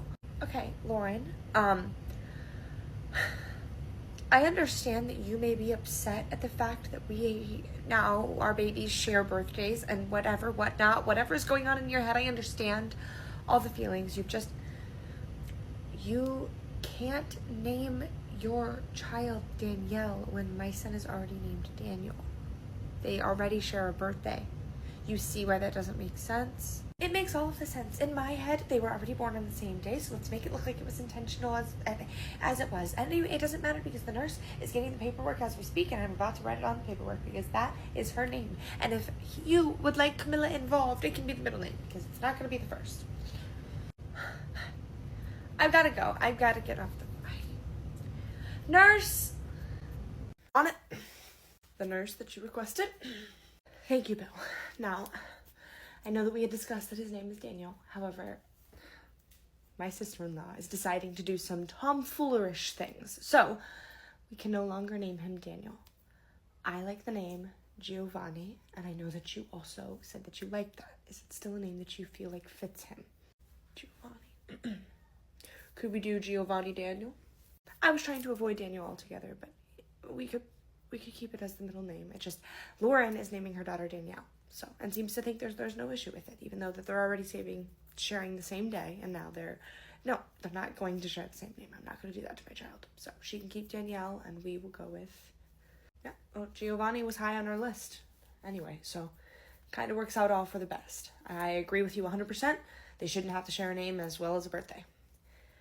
And I really appreciate you including me in that. Seeing that I missed everything, which I am sorry about. I appreciate you saying that. I like Giovanni Daniel. Can we please get the paperwork moving as quickly as possible? If you want to bring it down, I will sign it and get everything submitted to you. I'd like it to be official. You don't know that she was upset. You're just basing that off of the fact that she got off the phone abruptly, but she could have got off the phone abruptly for any manner of reasons. She is dealing with a newborn, and she probably is excited at the fact that we both have babies that are nearly the same named. So you admit it's nearly the same name. I've said from the get-go that they're similar. I mean, and then I also said that they share a birthday, so it makes sense. She's not upset. The only one that's upset is you. So stop arguing with yourself, get over it, and start to cherish the moment that you should be here for instead of defending your sister on a situation she's not even mad about. Hello? Listen to me loud and clear, and everything that I'm saying to you is not going to be repeated to Lauren until I say so. Correct? Yeah. Who are you talking to? Your boss. You're on the phone with your boss. My boss. I'm on the phone with my boss. I'll just be a second. What's going on? Your boss. You shouldn't be on the phone with your boss. We just gave birth to our daughter. Yes, I know I shouldn't be on the phone with my boss, but I will be just a second, and then I will get off the phone. What is going on before she kills me? Okay, just listen. I am not naming my daughter Danielle anymore. I'm changing the name because I'm not going to have Lauren taking control over that as well. It's absurd. So, do not tell Lauren. We have switched the name. It's going to be Giovanni, and we are going to fill out the paperwork as of right now, and it's going to be switched. As far as she knows, it's Danielle. Okay? Okay. Wow, that is a relief. That is a relief.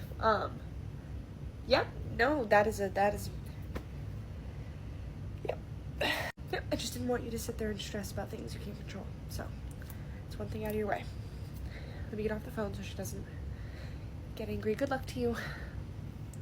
All right. Thank you so much. What was a relief? Oh, just something from work. Just a little bit of a problem we had, and now it's not a problem anymore. Just a problem, so explain it to me. Or am I too stupid to understand something about your job that your boss might have called you about on the birth of your daughter? No, it's not that you're not stupid. It's not that you're stupid. I'm not stupid. Just like I'm not stupid in the fact that I know that you were not on the phone with your boss just now.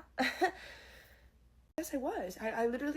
He just called. You think I haven't been with you long enough to realize when you're lying? You literally get all fidgety and weird when you're lying, just like you're doing right now, so I know that you're lying. So what is up? Who are you on the phone with? My boss. What is it? What is the two of you were talking about then? What's good news? What's a relief? What is the two of you? What is it? What is it? Share. Tell me all the information. He was just saying congratulations, and he said that I have my time off has been approved, and everything is clear and good to go. So good news, good relief. It's all good. Everything's good. I got off the phone just like you asked me to. Everything is fine. So if I call your boss's wife, my good friend, she'll tell me that what you just said is exactly what just happened.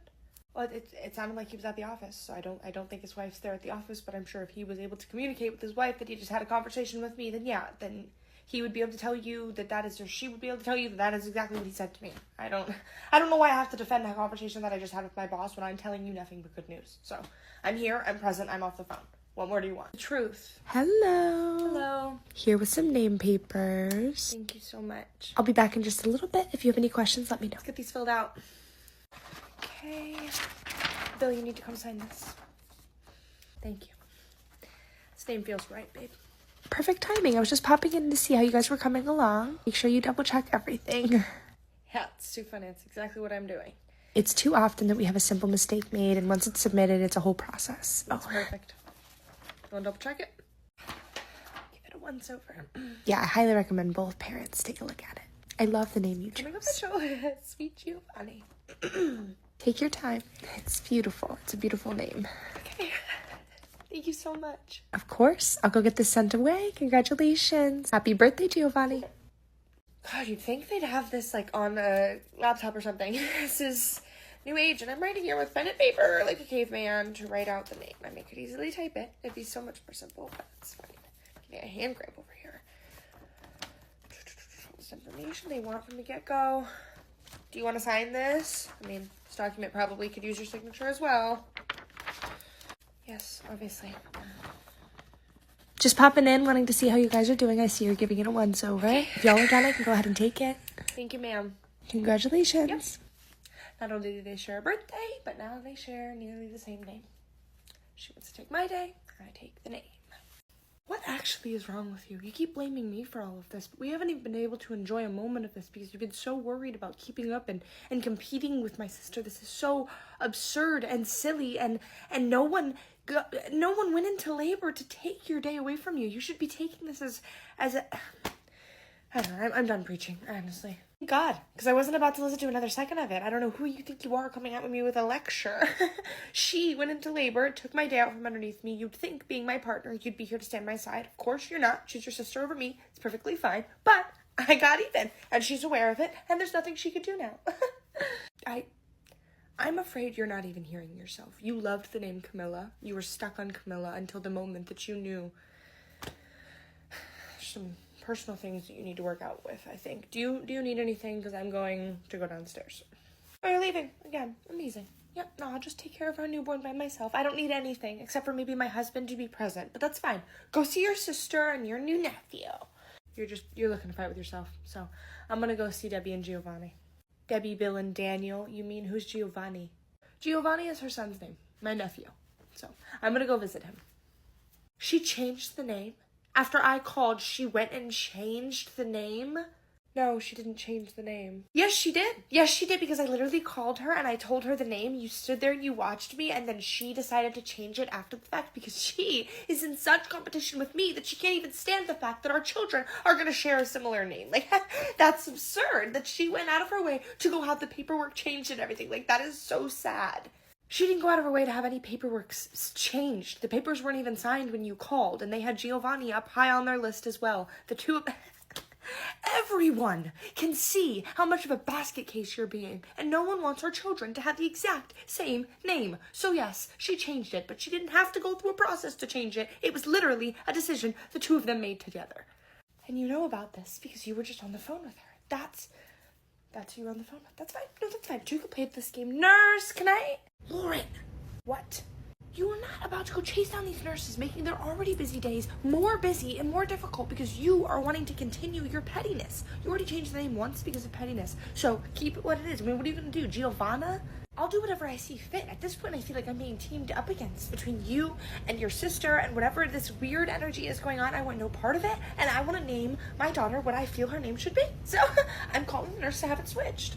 You're not going to be able to make changes to a document that's already been signed by the both of us without me consenting for it. So I'm going to say absolutely not. That's her name, and I'm not changing anything. And I also would like my ring back.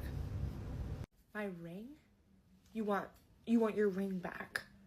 Yeah, I want my ring. Yeah, I'm not going to get married to someone who's choosing to make this entire... I know that this isn't the time, or this isn't the place, and I probably shouldn't be doing this right now, but I can't get married to someone who's acting like this, and you keep blaming me for stealing my daughter's day and my sister for stealing our daughter's day, but you are the one who's making this entire day, who's supposed to be a moment that we should be enjoying and celebrating about yourself in a competition with someone who's not competing with you. She would be joyous and happy, and now you've made it this weird dynamic where the names have been stolen and you want to switch documents. I'm not signing anything. I'm not switching anything. I want to go take a break for a second. You don't have to give it to me right this second. I just want you to know that I would like my ring back. You can't just walk away in the middle of a conversation. I don't want to continue this conversation right now. I want to go, and that's what I'm going to do. So. What have I done, Camilla?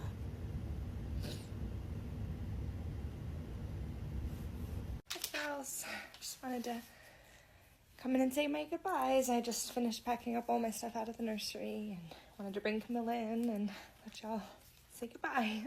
We hate to see you go. She's so beautiful. I thought her name was Danielle. Danielle.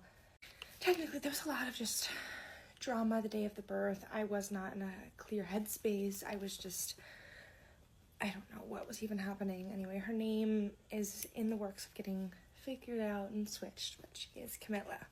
So, I'm not sure if Debbie's gonna want to see me. There's a lot that happened between the two of us, and obviously when Jerry left, I mean, it's been a lot, but we are trying to healthily co-parent, and I am trying to start a new career.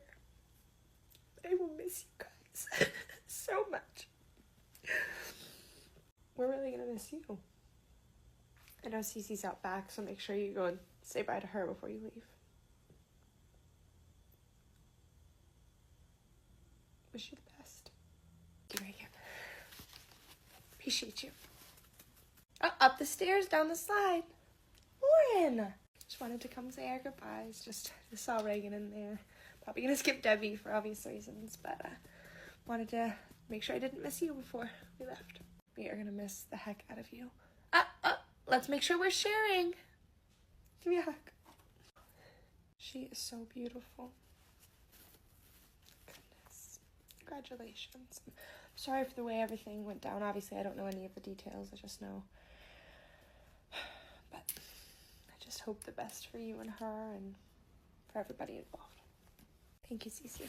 Appreciate you. I'm gonna let you get back to this and I head out. Bye, guys. All right, baby. Let's get on out of here. Yeah. A lot of drama went down, obviously. It was very unnecessary and unneeded. Not to sound redundant, but still my niece. And should she need somewhere to go, daycare-wise, I don't want to hear about her going anywhere but here. Okay? We obviously can't work together, and we've established that time and time again, that this... I'm sorry for what happened between you and Jerry. I'm sorry for his decisions along the way, but that had no part to do with me. I just want you to know when it comes to her, she's got somewhere to go for a daycare. Thank you. I'll keep that in mind. Goodbye, Debbie. Goodbye, Lauren.